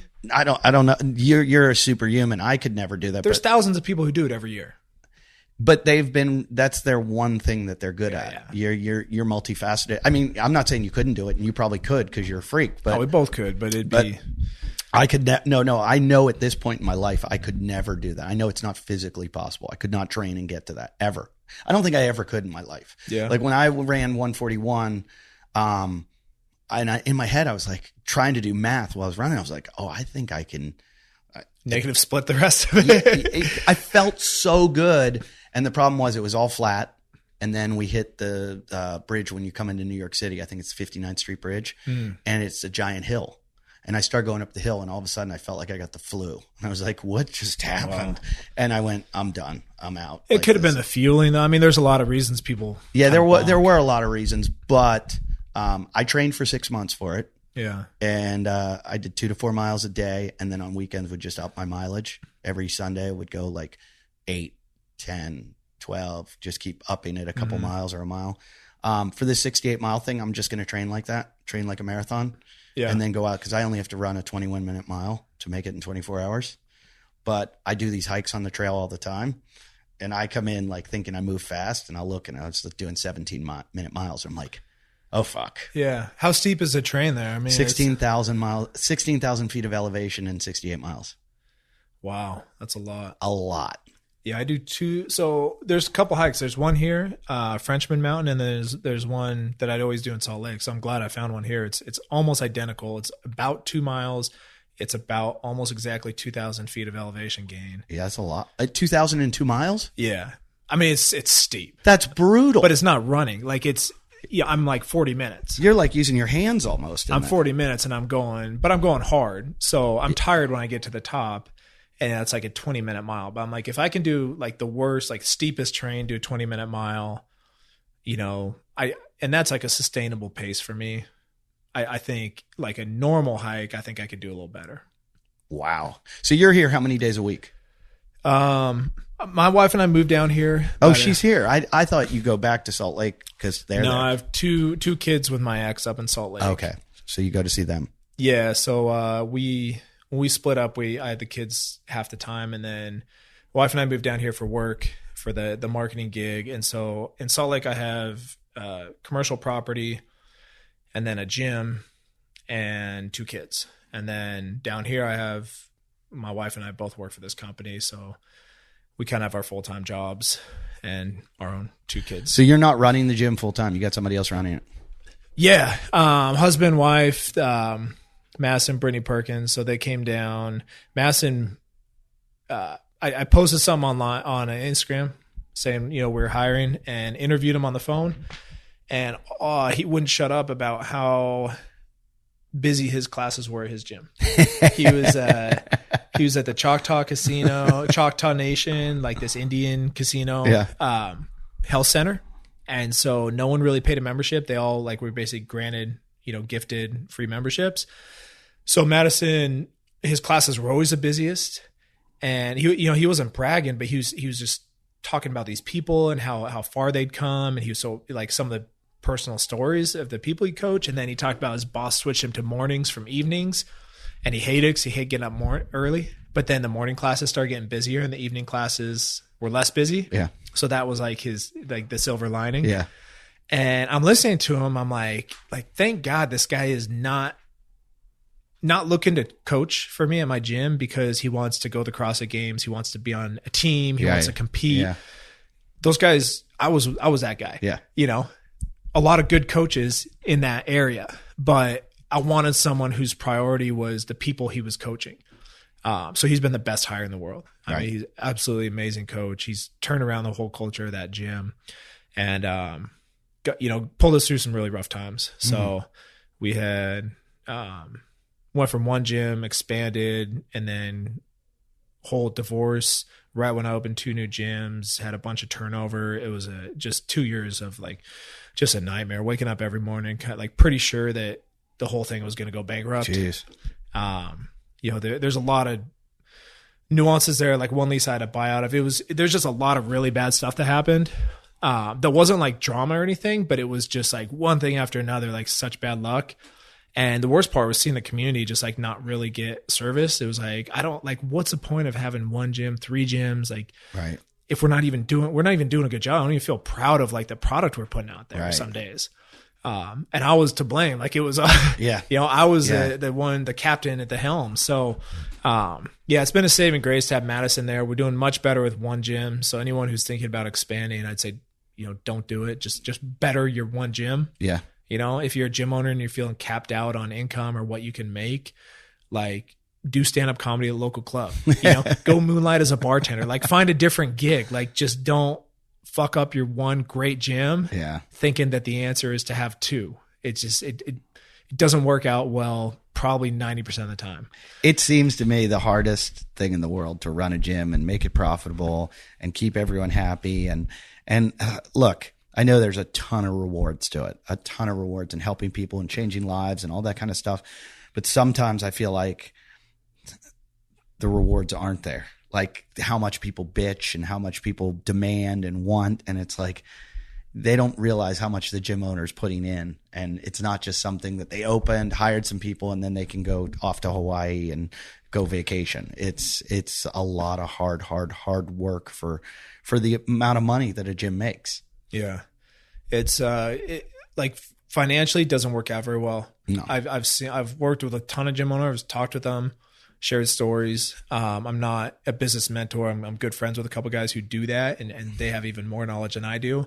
Nobody's getting rich with a CrossFit gym except for Jason Khalipa. I've looked at and his. I mean, my understanding is that his corporate gig is really what's driving the revenues. Yeah, his gyms are doing well, but I think though he's able to do that because of the corporate stuff. Mm-hmm.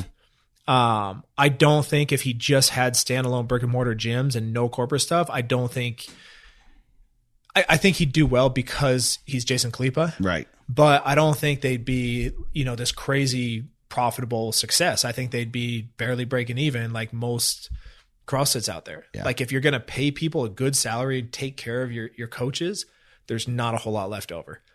And I've looked at the finances behind like F45 franchises and Orange Theories and all these different business models, and CrossFit, the way they're run is not a good business model for profits.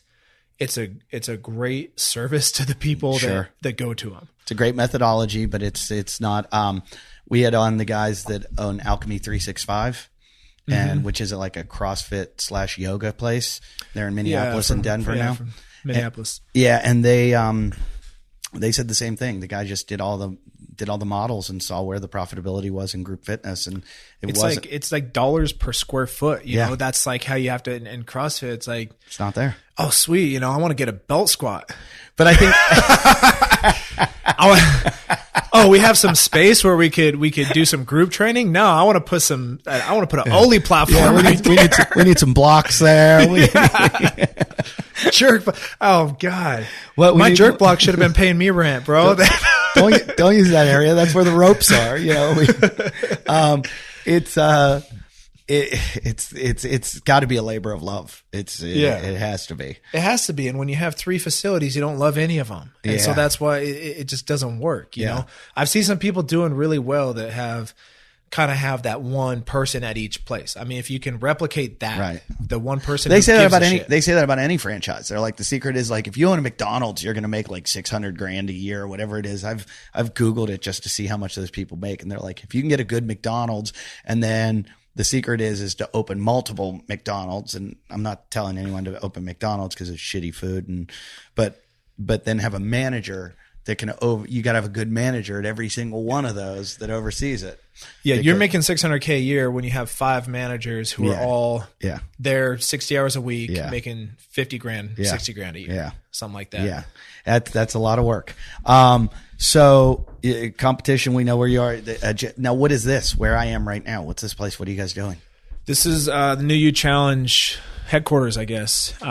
So the marketing company, my wife and I, we got involved with the New You Challenge. It's basically we do marketing services for gyms. So not just CrossFit, we do work with a lot of martial arts gyms as well. Some fitness studios that are non-CrossFit, but essentially they do the marketing and now the sales, and then the gyms train people. So the agreement, to break it down as simply as possible, the agreement is the New You Challenge is going to find people in your area that want to do a 6-week program.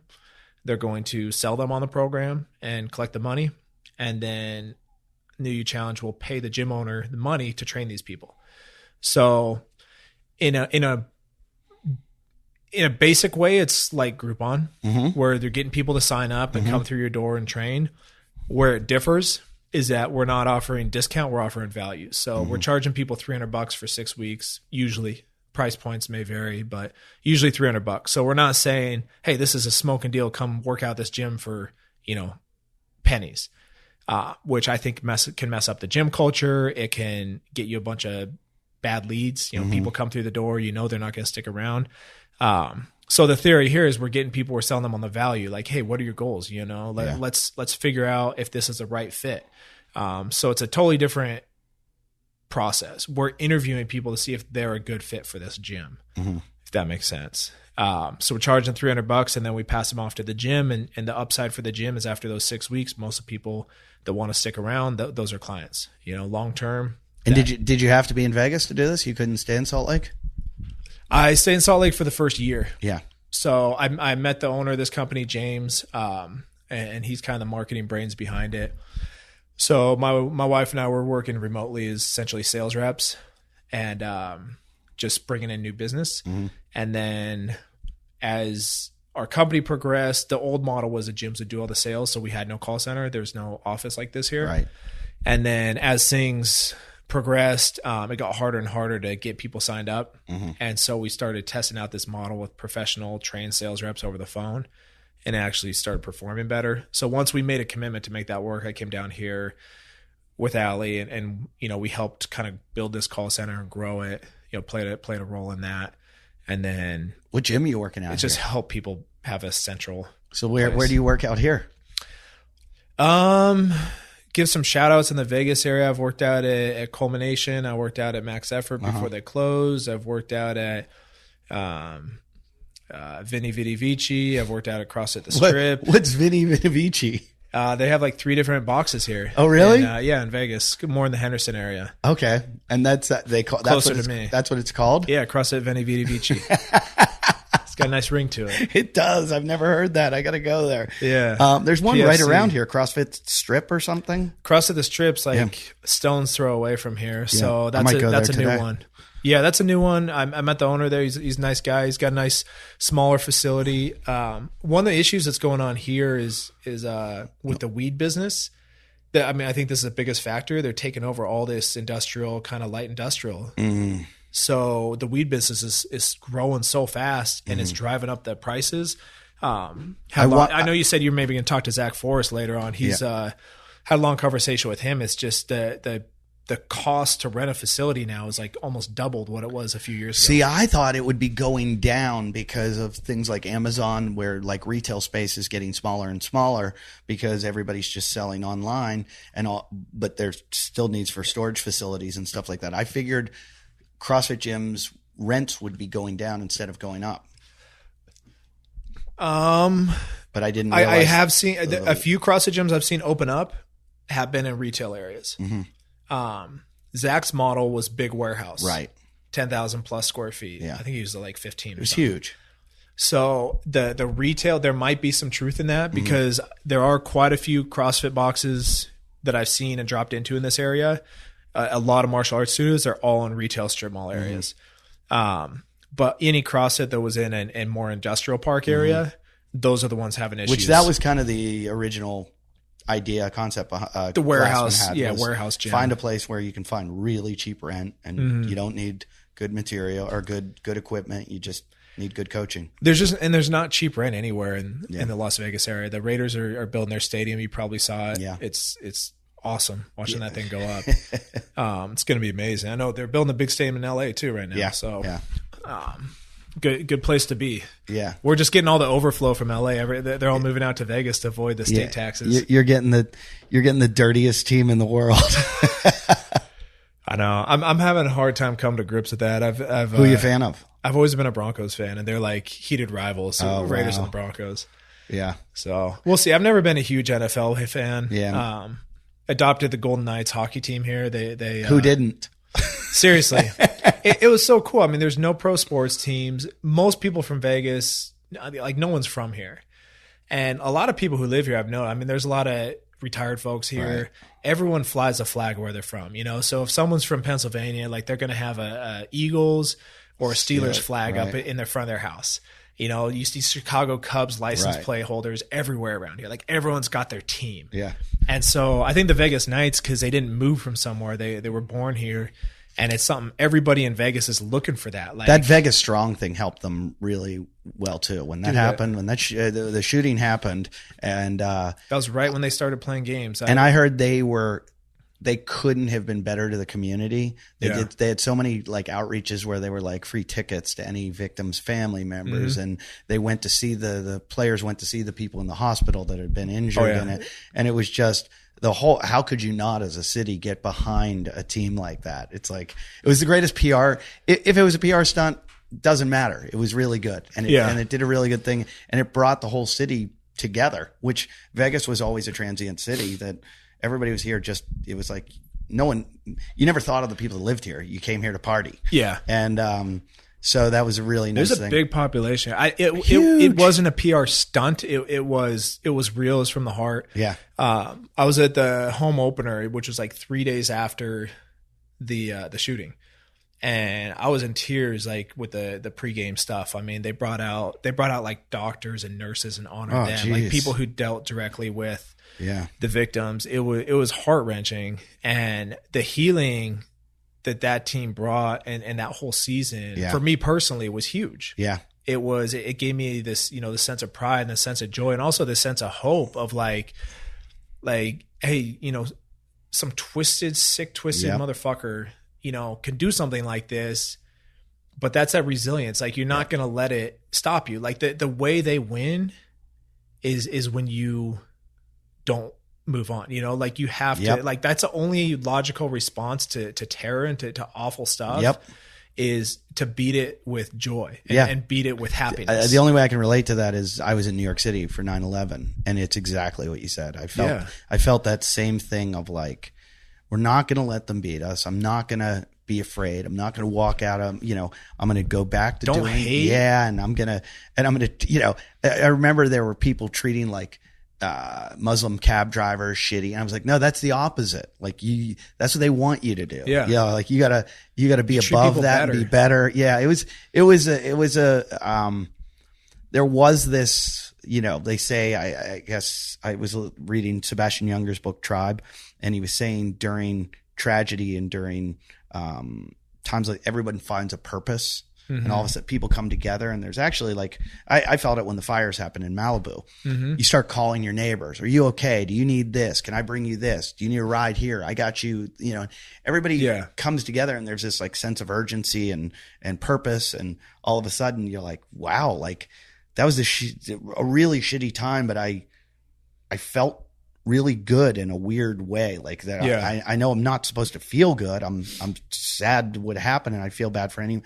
But all of a sudden, I felt like this sense of community and everything that was pretty incredible. So it puts everything in perspective, man. Because like normally you look over your neighbors, and we all, this is like humanity at its worst. It's like we look over, we're like, oh, I wish they'd pull their fucking weeds, or you're always looking for something bad, something to bitch about. And then, but when shit hits a fan, you're like, hey, I got your back. You got my back. Like we're going to beat this together. Well, I think that's why right now this outrage culture and this everybody on the internet and social media and everybody fighting with everybody and the divisiveness over politics, I think that's because the economy's really good and everybody's thriving and everybody's just looking for shit to bitch about. The second we go into a recession or into a war or something like that, all of a sudden you're not going to yell at somebody because of, how they feel about immigration or something like that. You're going to be more about like just surviving and just taking care of people you care about.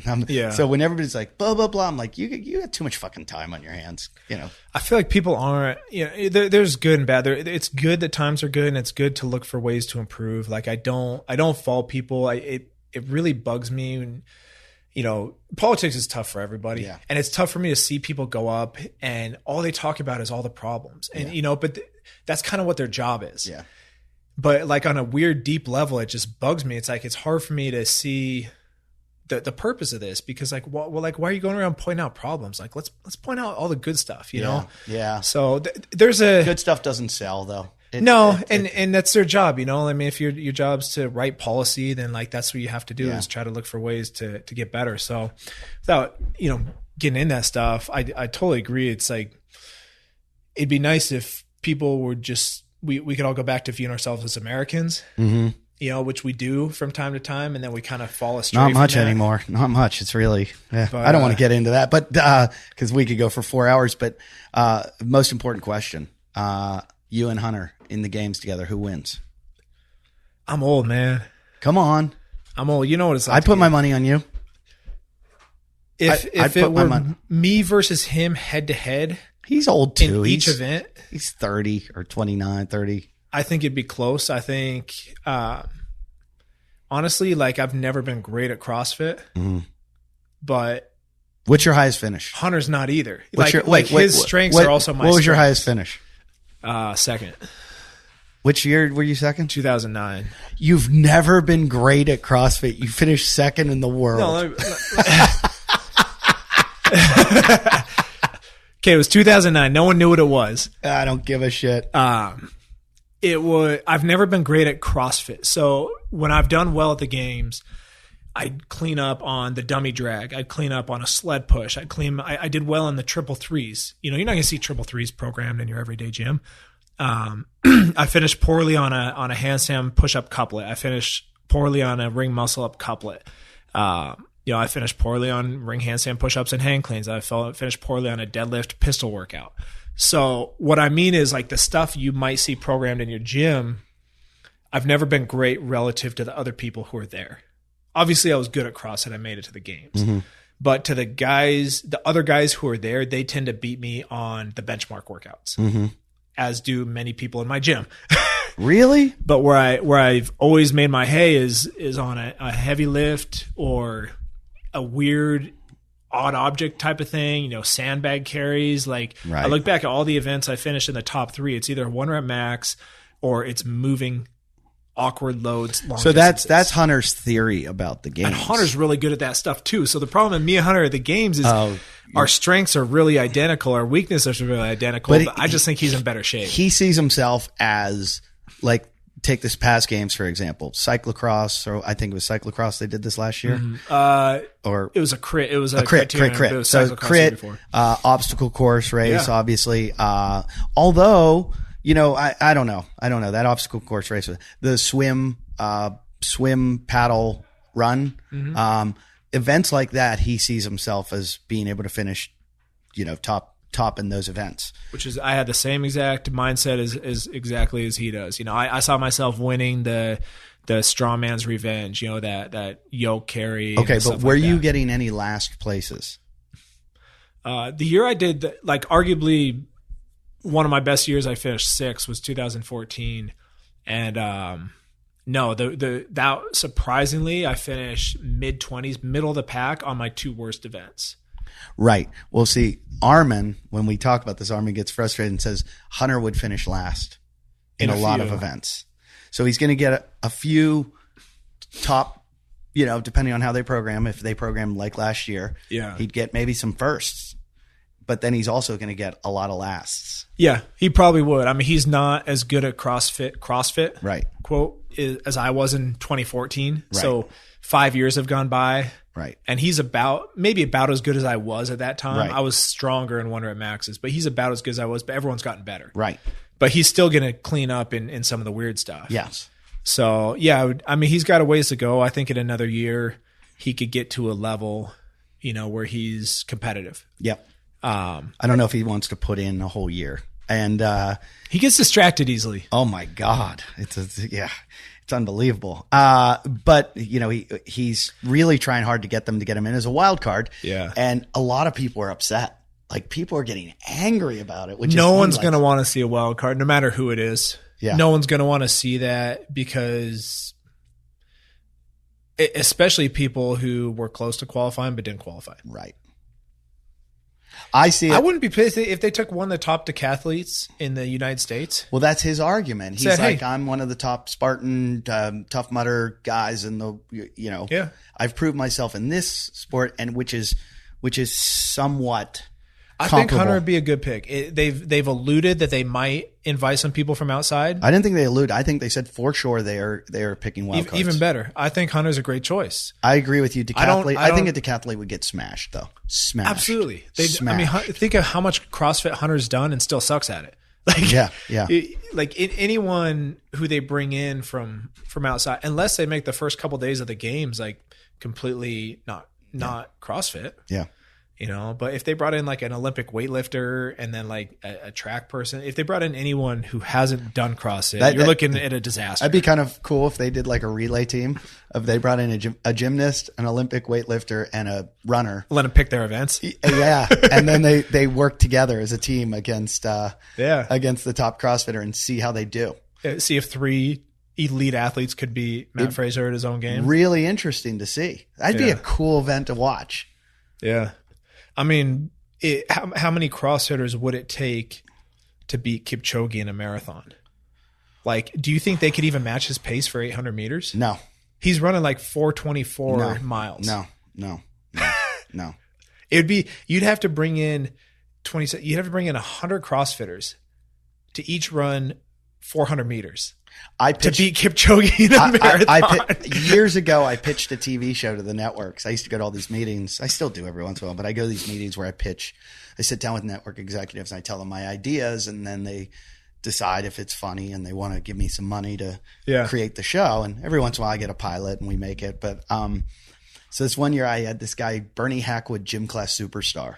And it was this guy that didn't play any competitive sports growing up, but in gym class would get like red cards because he was like he believed he was the best athlete in the world, and he would take where no one takes gym seriously. This guy, that's like his competitive level. Yeah. Well, now he's like 30 years old and he's never accomplished anything in life. He's going to go back and try to enter every professional sport. So he's going to go to like a US Open qualifier in golf, and he's going to like anyone can enter the US Open qualifier. Mm-hmm. You have to go and play, and if you score, you can move on to the next round.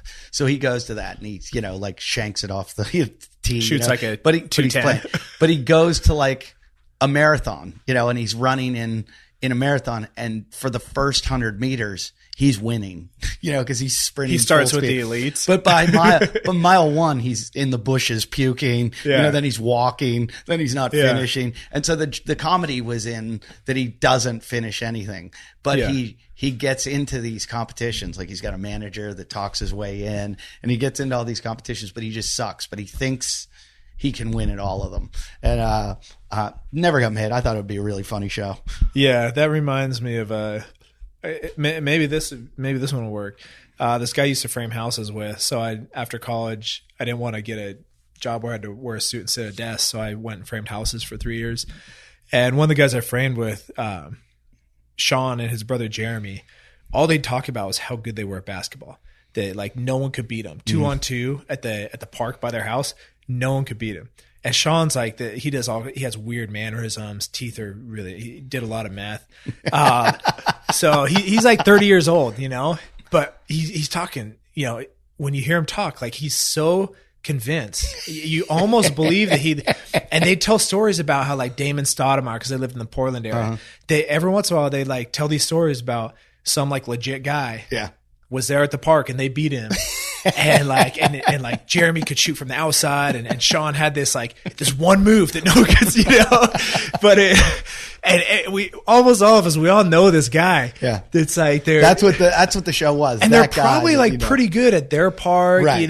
With these playing against some random like really good player who just shows up as like messing around, doesn't want to take off his sweats, and they're trying so hard. That's exactly what this was. This is that guy that was just like average athlete that like at best that thinks he's the greatest athlete in the world. And so it was like it was kind of like CrossFit, like this character that was creating was going to prove that he was the best athlete in the world by competing in every single sport, which no one does. Yeah. And he was going to maybe I came in last in all of them. Who else has done all this? Exactly. Like I'm the greatest athlete that's ever lived. Kind of like getting a Guinness World Record for something that there's no existing record, but you set one. Yeah. I've done that.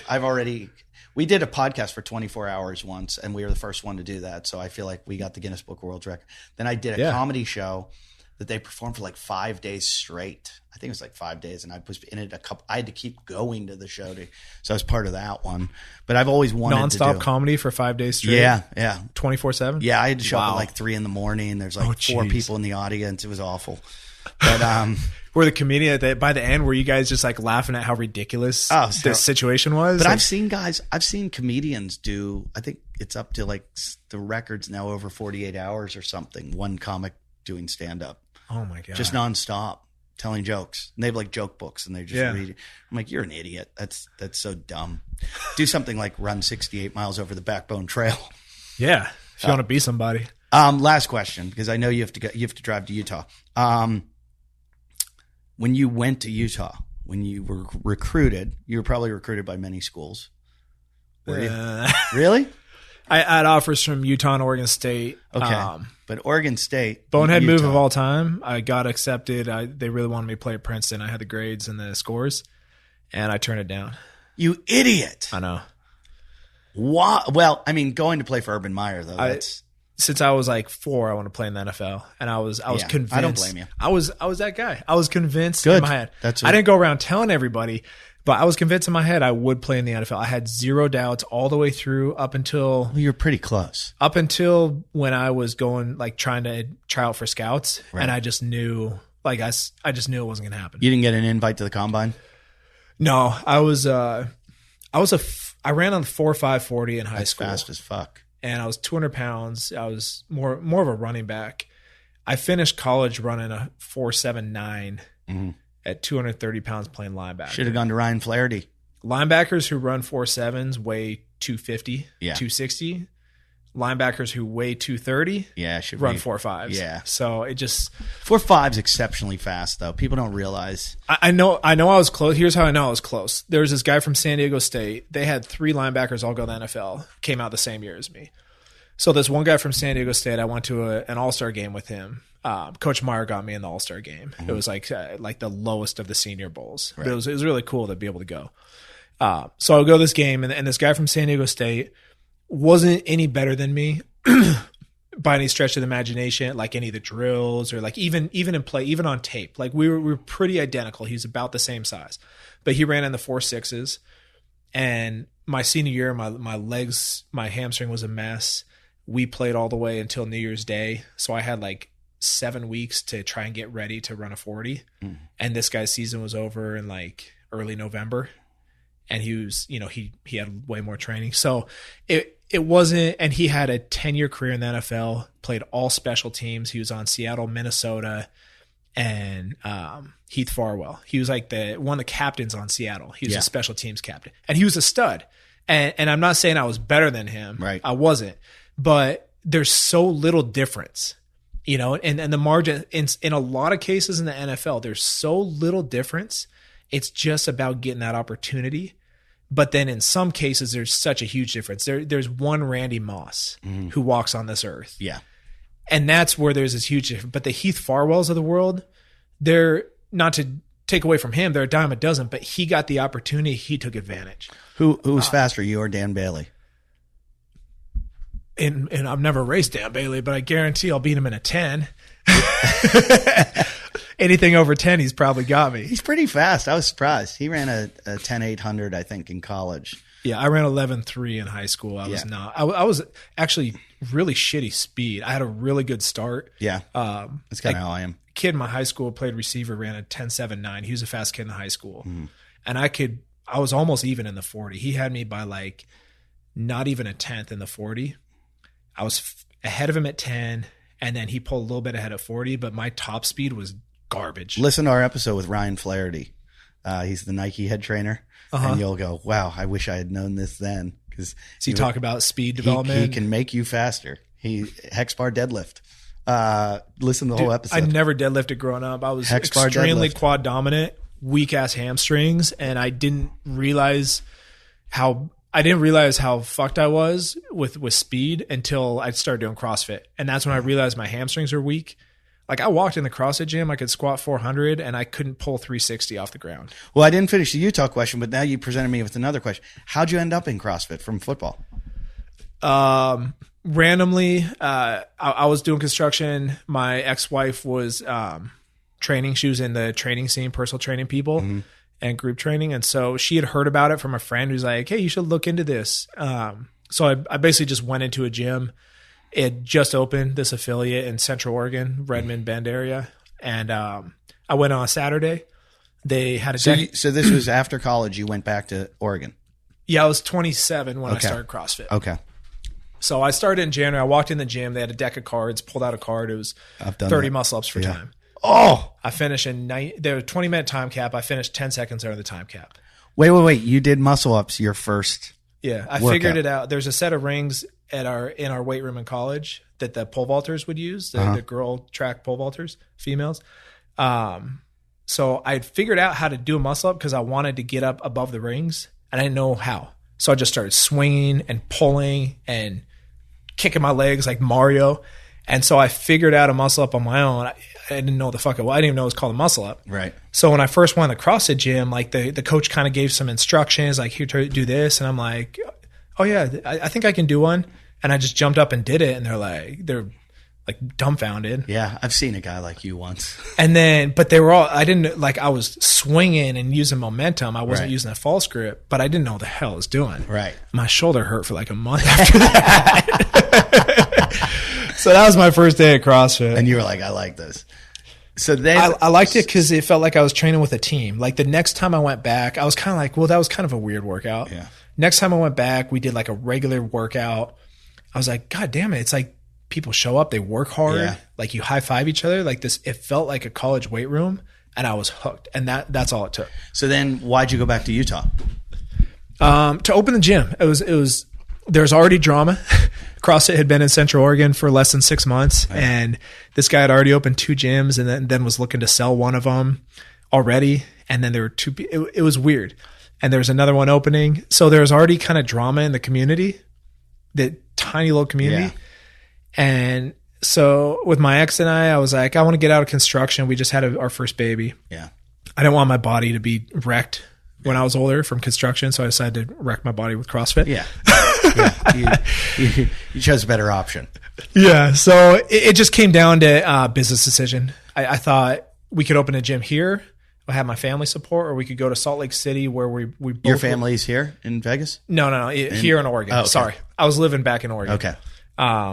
Yeah. So it was do we open a gym here or where I know other people who own gyms? It might be weird. Or do we move back to Salt Lake where she was a D1 soccer player at Utah? Okay. I was a football player.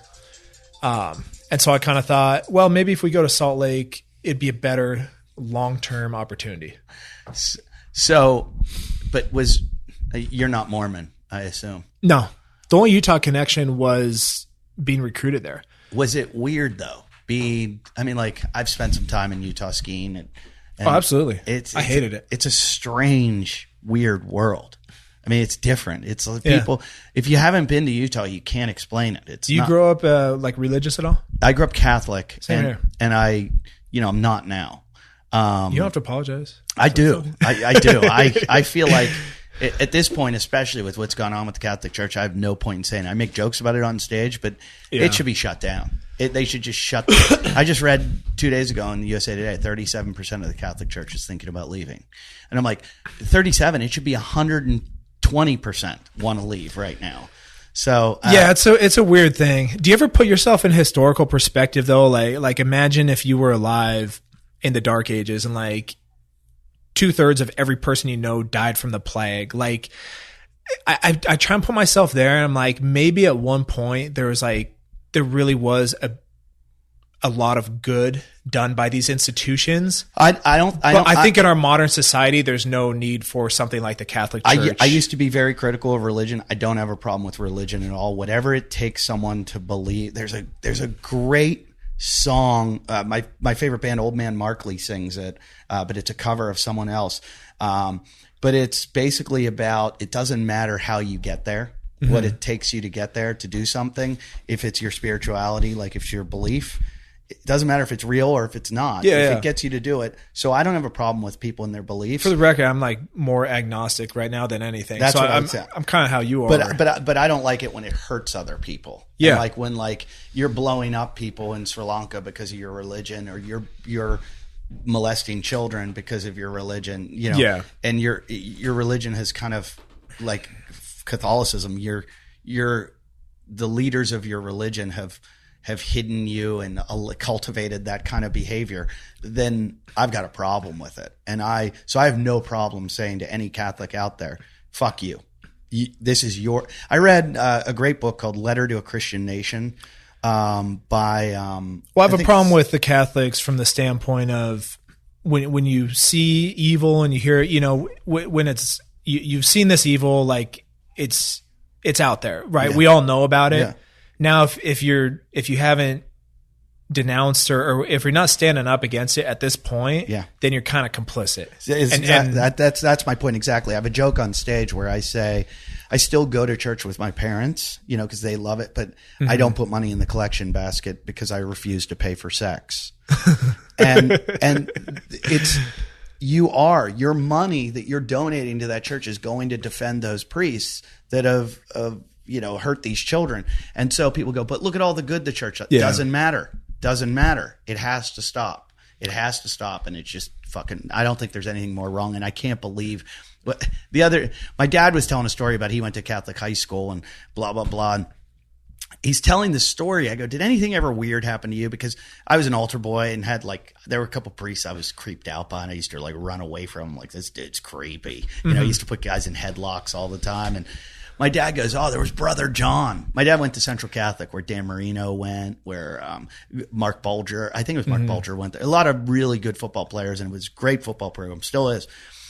He goes, oh, there was this one brother you had to go see, and we all hated to go see this brother when you get disciplined. And he goes, he'd sit with you and draw pictures of penises. And I'm like, what? You've never told me this shit? And my dad's like, yeah. So I go on stage that night in Pittsburgh, and I tell the story on stage.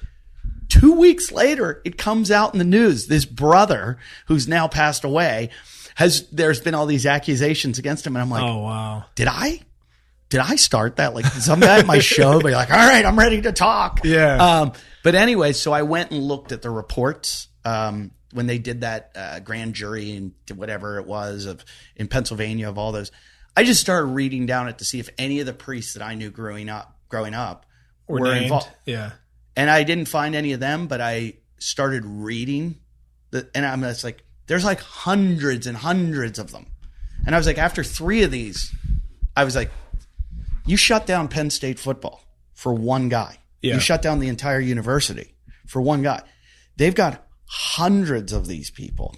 And it's just, to me, it baffles me. And it shows you how much how much mind control can be involved and group thought. And it's just like, yeah, no, there's a lot of hypocrisy there but all the way up to the leadership of the church. It's like, this is happening, yet there's still, it's like just kind of avoiding it. Well, my dad's defended it forever, being a strict Catholic and a conservative. My dad will defend Donald Trump till the end of the earth. He's a strict Catholic and Christian, all this shit. And he finally said to me yesterday, I said, Dad, they got to cut it off at the head. Like the Vatican, all that administration, that's the only way you're going to fix this is they're a problem and you've got to get rid of them. And he goes, I think you're right. I was like, what? You finally just admitted that I'm right? Like after all, we've been butting heads on this for 15 years. And he finally was like, yeah. It's hard, man. It's when you've invested that much into something over that long of a period of time, for all the right reasons, right? It's so hard to come to terms with something like that. It's like in business, it's called the sunk cost, but it's painful. Sure, it's really, really painful. If you hear people talk, I've listened to a lot of podcasts with people that have been involved in cults, and I used to think CrossFit was extremely cultish, extremely, and I thought it had a lot of tendencies of cults, and Still do. And it doesn't really have the ability to control people. That's what I was just going to say. I can't control the members like other things. Yeah, it leaves too much freedom there. Right. Because there's other affiliates. If it was one, honestly, like if CrossFit went the franchise model, it could have really turned into a hell of a cult. Yeah. It's a fact that there's always a new gym opening up down the road that that's the man's saving grace. Yeah.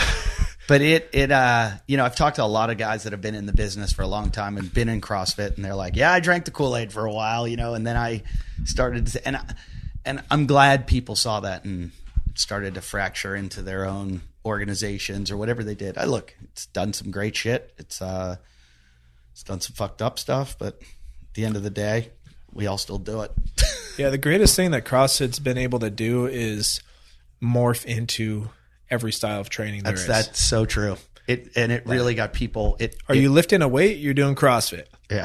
Are you elevating your heart rate? You're doing CrossFit. Yeah. I mean, it's really the genius behind it. Yeah. Like CrossFit, the CrossFit wasn't. I think Glassman is always influenced by Louis Simmons and some other great minds, not just Louis, but a lot of great minds in strength and conditioning. You know, we all steal from the same people.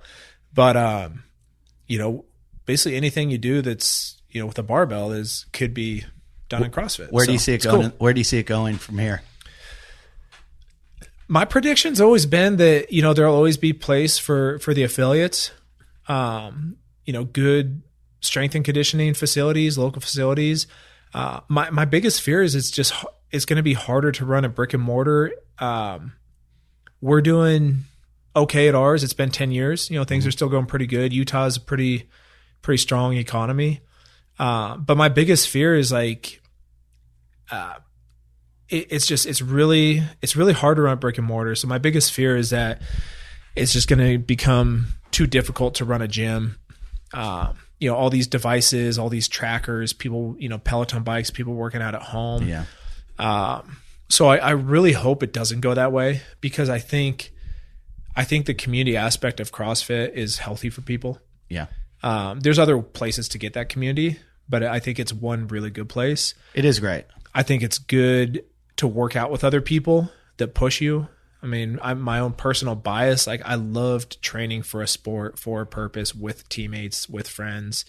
I think there's something there. I don't think exercise should be an individual journey that you just do to check that box every day. Right. You know, I think you should train for something. Yeah. I think you should challenge yourself. I think you should choose goals that scare you and get outside your comfort zone. Like, is that enough cliches? No, but that's how you progress. And I'm an idiot. I'm doing that stuff myself as a human, and change it up. You know, sign up for a race, change up your style of fitness. Stop doing CrossFit's just a good way to kind of keep a baseline level of fitness. To exercise for life. Yeah. But I don't think the goals should be CrossFit oriented. You know, it's not like, oh, you should do this CrossFit workout this month, and you know, your goal should always be something that's in a gym. Like, no, most of your goals should be outside the gym. Right. But you know what? I say that too, but then sometimes I'll go to like Minneapolis or Alaska or Canada or somewhere where it's just fucking snow on the ground for 9 months a year. And I get it. Yeah. That's all they have. Get back in the gym. They get in the gym, and they're monsters up there too, because it's like all they have. Yeah. How many Canadians just crushed the open this year? Like,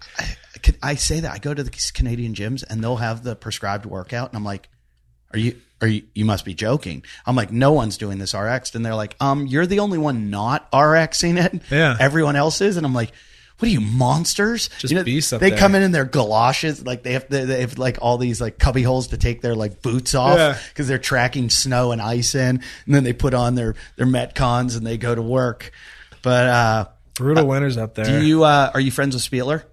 Yeah. Yeah. Cause I imagine your gyms are somewhat close. Yeah. You know, it was, unfortunately, like, I'm sure this happens everywhere, we hardly ever got together to train. Oh, that's weird.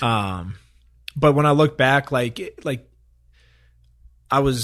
moved back to Salt Lake. I was starting a brand new business, totally failing at it. Had a 1-year-old, had second kid on the way. Yeah. When I opened my gym, I had kid number 2 on the way. And then Chris started having kids. I think his son Rourke is maybe 7 or 8, so probably 2 years after me. So like, when you're a young father, building a family, growing a business, and then he's traveling for seminars every weekend, there's not a whole hell of a lot of time is he still coaching seminars? No, he stopped doing the seminars for CrossFit. I think he had too many other Is he coming back for the Rogue? Yeah, he'll be there. That's it. Do you know who else is going to be there? They've been posting a few names. I'm 90% sure Matt Chan's going to be there. I know Jason Kaliep will be there. I don't know if like Froning and Fraser, I don't think they're considered legends. Yeah, because they're still competing. I don't know. Right.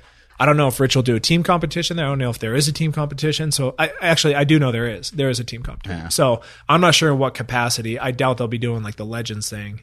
What was his name? Patrick Burke? Yeah, Patrick Burke. Is he coming? I haven't seen anything. I'm not sure. It's so funny because I say that these guys that were like back in the day when you guys were all doing it, you're still more famous than the guys now that are like the top 45 now, because they're in and out. Like they might make it, not make it the next year. There's a few, the Frasers and the Fronings and the Noah Olsen and, Vellner and the top 10 guys you kind of know. But there was this whole group because it was so new and so much video and not so much video, only a certain amount that would circulate so much. Were you in the Tahoe thing when you guys all went to Tahoe? Yeah, I was in that. Like people just remember all that shit. Yeah. And people who've been around, I mean, if Instagram followers is like an indication of fame or whatever, I might argue otherwise. Like there's some newer faces that have been the games once or twice that are more popular, but it might just be more a generational thing. Yeah. Like maybe the 20-year-olds are in that scene more. Like I feel like I post stuff on Instagram that I think my mom would like to see. I'm like, oh, she probably wants to see a picture of the kids today. Yeah, I'm the same way. I think I'm so bad at it. I'm terrible at it too. I don't like to make videos, and all of a sudden my daughter will do something funny, and I'll just take a video of it, and I'll go, hey, I'm proud of my little daughter, and she made me laugh, and maybe it'll make you laugh. Yeah. And then it's like a promo video for my show, and then it's like, here's me, I'm a dummy. I was surfing and hit myself in the head with a surfboard. But I just see these guys that just put so much into it. I'm like, I'm sorry, I'm a stand-up comedian. All I know how to do, and I'm getting more and more like this, is I go on stage and I give 110% every time I go on stage now. Mm-hmm. And I just try to write the best jokes I can that'll make you laugh. And I try to be as funny as I fucking can. And when I get there, it's game time and you're sitting in my audience. My goal is to make you have the best night of your life. And I'm not going to do promotional videos. I'm not going to tour and do this. I'm not going to do that. This is like a hobby for me, doing podcasting. But I'm trying to be the best stand-up comedian I can possibly be. And that's it. So when it comes to like Instagram or all this other stuff, if I have to do that to be famous, I'm sorry. I'm just going to work on my craft. Yeah, you can only do so much and be effective at it. Most of us, I mean, most people who are effective could probably trim down a little bit too. I mean, that's one that, that's that's another quality in really successful people I notice is they're very, very picky. There's Warren Buffett quote I just saw the other day, say no to almost everything. Successful people are really, really good at saying no to things. They say in Hollywood, no is the most powerful word. Yeah. Because when you start saying no to people, then they want you to do they're like, there's so many yes men there, right? Yeah. I mean, that's the nature of Hollywood. Well, I mean, for my first 15 years of Hollywood, I said yes to everything. Yeah. I was embarrassed doing so many things that I did. And I was like, I can't believe it. And now it's like, don't even, my managers know not even to call me. And when they do, they always go, hey, we know you probably don't want to do this, but we were thinking it might be a lot of money. And I'm like, I don't like the sound of it already. Yeah. It takes a while to develop that confidence. That's something that comes with maturity. Because when you're young, you can have confidence in certain things, but I was super insecure, financially. It was like, if I can make $500, I'll go make $500. I was hustling just to stay above water. What kind of money were you making back when you finished second at the games? What kind of sponsorship money were you making? CrossFit didn't pay anything. Right. I got a $1,000 year-long contract with Forge Clothing. Jeez. That was the only sponsor I had for that first year. Holy shit. So $1,000, a few t-shirts. Got some amazing opportunities to network and to go do a couple events. Right. Spent some really quality time with people from Concept 2 out in Vermont. Got some ins with the Spartan race through what I'd done in CrossFit.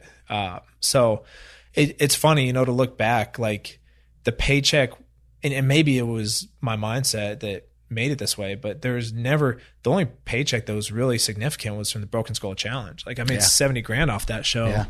Yeah. That was way more than I ever made doing anything in CrossFit. Yeah, but you probably still made more than the majority of CrossFitters, even today. Yeah, today. Yeah, I mean, that was a good year's worth of income. Like, I mean, a lot of income. Yeah. But yeah, I was always getting by through the gym. And how bad did you want to kill Hunter when he took it away from you? It was, he didn't beat me. Ian beat me. Oh, I thought Hunter beat your time.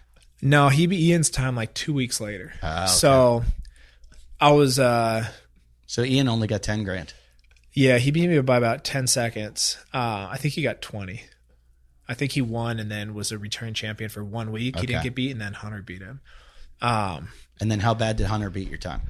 He smashed it. Like, he was like 40 seconds faster than me. It was freakish. In a 6-minute course. If you watch that, it was freakish. And every element of it, I mean, I hate to give Hunter credit. I hate, like, I deal with him on a daily basis at this point where he drives me insane. But so I hate to give him any credit. But if you watch him do that obstacle course, he did it perfectly. Yeah. The only complaint I would give him is he didn't climb the rope using his feet, which would have gotten him up there even a few seconds faster. Yeah. But the way he went through, like standing on those, like the balance part, it was, I'm like, this is like a guy who just has such expertise at this. That was my third course. So the first year I beat the guy by 6 seconds. It was like, and the dude was a high level OCR guy. He actually stole Hunter's girlfriend in life at a later date. Yeah.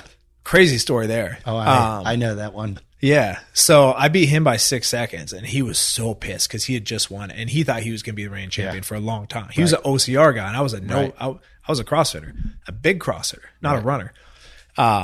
So yeah, the next season, no one beat it, and no one even really came close. It was like, I was like, this is awesome. I'm going to win forever. And then when Ian beat it, I was so pissed because that was my first clean run. The first 2 times I did the course, I stumbled on the balance part both times. They were more challenging. The third course, the course is a little different each time. Third course was the first one I had a clean run. I didn't have any stumbles, but the balance part was easier. And so I was kind of pacing myself a little bit. So where do you think Ian got you? Just pacing? Yeah, I think he went in knowing that he had to fucking go for it. It was all or nothing. And he didn't have any stumbles. And I think he just pushed a little harder. And how hard was it running up that hill at the end? It was terrible. That looks so brutal. It was terrible. The first time was the worst because the first time I was also in the best shape. The first time was 2 months before or 3 months before the 2014 games. I filmed that show right after the Open, and then I went and I won regionals. I took 6 of the games. I was in the best shape of my life. I was 32. When Hunter beat me and Ian beat me, I was 34 and I wasn't training even for the CrossFit games. I was actually, was it 2016? I think I just started working for the New You Challenge. I was 100% just focused on my family and work. I wasn't trying to be a fitness guy anymore. Yeah. So I tried to get in shape for the show, but that means like 3 weeks of, okay, Tommy, like you got to work out 5 days a week this week. Right. So the reason they beat me is because they were fitter. But it was the first time I didn't stumble, and I looked back and I was like, God damn it, like, of course, the one time I felt like, damn, I nailed it finally, and then I get beat. Wow. But Hunter smashed it, and he would have smashed it no matter what. If I could have gotten Hunter one-on-one in a wrestling in a pit, mano-y-mano on the Broken Skull Challenge, I think we would know who the real champion is. But I'm not going to bullshit anybody and tell him that I'm a better obstacle racer than Hunter McIntyre. He can have that title. But in the ring, you got him. He can have that. There's some things that he is better at, and I'll be the first to admit.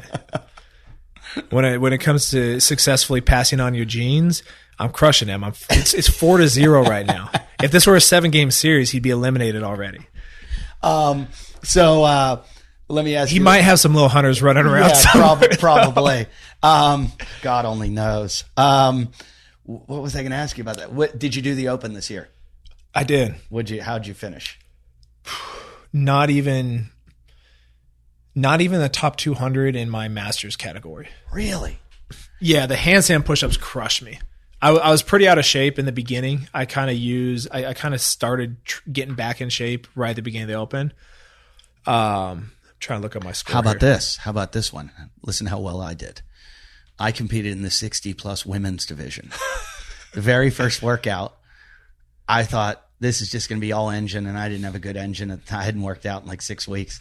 I'm like, I'll still do okay. Like 60-plus women. And it was the wall ball row. Uh-huh. I finished after the first day. I was like, I'm in 20th place. I was like, I finished 20th in 60-plus women with their weights, their height, their everything. Damn. By day 2, I'm down to 150. And I was like, there's 150, 60 plus women. And I don't know so then I did a couple more workouts. And really? I did, like, the goal was, I thought I could win this easily, 60 plus women. So there was only one workout that I could have won. And it was the one with the weights where you go up 4 minutes each time. And I was like, okay, so I do 8 minutes, then 4 minutes. And I just paced myself because I knew what would get me are the cleans and the sit-up. Were the sit-ups or toes to bar? This was toes to bar. And I'm like, the toes to bar will get to me if I don't. Yeah. So I was like, I just need to pace it through that I hit 8. Because the weight is simple. Their final weight was 135 or 145. Their final weight. Yeah, so for a squat clean. So I was like, this is okay. So I'm not really watching the clock, and I'm just pacing myself to like keep it slow. They go time, and I had 2 more reps to go on the 8 minute, and I went, "Oh, you got to be fucking kidding me!" I didn't even make it through the 8 minutes, and I was fine. I could have done it, but and then I was like, now I got to do it all again. And then I just didn't go to the gym the next day or whatever. I was like, I'm not doing this. But I took 760th in my masters. That just shows how intense you have to be. Yeah, the first 2 workouts, I was 190th, 140th. And you're in what age group? 35 to 39. Holy shit. So the next 2 workouts, I was like not even the top 3,000 on handstand push-ups. I hadn't done handstand push-ups in probably over a year, a single one. So I did 27 reps in that workout. Oh my God. With the lunges and box step. I just hate that fucking movement. That was the worst workout, I think. And then the next one, 2800th place was a bar muscle ups. I went really hard on the first part with the burpees and the snatches, and I blew the fuck up. Like, if I would have done it again, I could have done a lot better, but probably not top 200. Have you compared yourself to Hunter to see how he did? No. I wonder where. The last workout I did in my garage by myself, and I don't have a great pull-up bar in there for chest bars. Like, it's kind of crammed, but it was one of those ones where you just like 2 minutes in, you just totally want to quit. And then the only reason you finished is because you started it, but I was like not emotionally into it at all. Yeah. I was so checked out. Yeah. And that took me almost 16 minutes, which isn't the worst thing in the world. So you finished what in your age group? 761st. Jesus. Oh my God. That just makes me feel horrible. I mean, okay, it doesn't make me feel as bad about that. I should easily be able to be top 100, right, in my age group and make the qualifier. I would think you would win your age group. But when I was competing in CrossFit, whether it be team, like my best years, worst years, in the open, there was only 1 year I was in the top 100 worldwide. Oh, okay. So it would be when you get to regionals where you would shine. Yeah. I've never done well at the open. I always felt like open was a little more cardio, a little more open, trying to get a lot of people involved. And then you get to regionals, and that's where they throw the heavy weight at you. Yeah. And the open's it's all CrossFit. It's like I said, I've just never been good at it. Yeah. I don't even know if I was in the top 100. I was for sure top 200 worldwide. I think 1 year I was in the top 100 worldwide. But I was like 70th. That was my best year, and I finished 6th at the games. That was my best open finish. Wow. That's still, I mean, think about that though, to be 100th in the world in the open and now 700th in this age group. Oh yeah. I wouldn't even be probably top 5,000. And it just shows how much commitment and intensity you have to do well. I was going to interview Nick over at Max Effort, who finished I think he was 28th in the open this year. And I might go have an interview with him. I have so much to do, but speaking of which, we just did 2.5 hours. I never do a 2.5 hour show. I could talk to you forever. You could cut out whatever you want. No, this is great. If anybody listens the whole 2.5 hours, like shoot me a text. I want to tell you thank you. Shoot him a tweet, or are you on Twitter? Yeah, Tommy Hacksaw. Tommy Hacksaw doing hashtag still listening. That's what we always do. Hashtag still listening. I don't know. It's very rare that even Armin and Scott and I would do a 2.5 hour episode, but I could talk to you forever. A lot of similar interests. This is fun. We actually do have a lot in common. Yeah. But thank you for doing it. And your company that you're working on now, if gyms want to get a hold of you guys to have you help out, Yeah, we help get clients through the door. It's called the New You Challenge. Just go to newyouchallenge.com, all spelled out, NEWYOU. And your Instagram is what? Instagram is also Tommy Hacksaw. Tommy Hacksaw. Check it out. Give him a hashtag still listening. Thanks for listening. Check out all my dates. I'm in, well, I don't know where I am. I don't know when this is airing, but all my dates are at eddief.com. I've got all kinds of places. I'll be in Las Vegas again. I'll be in, where else am I going to be? I've got St. Louis. I've got Atlanta. I've got everything coming up. So come check me out. Come see a live date. Send me a message. I always stop by your gyms when you guys ask. And if you know any people that you think are good for me to interview, sometimes I take recommendations. And make sure you rate, review, and comment on iTunes. It's very important that you do that for our show to rank very high. And that I keep saying my show. The other two have left me. I'm all by myself. All by myself. Thanks for listening. See you next week. See you.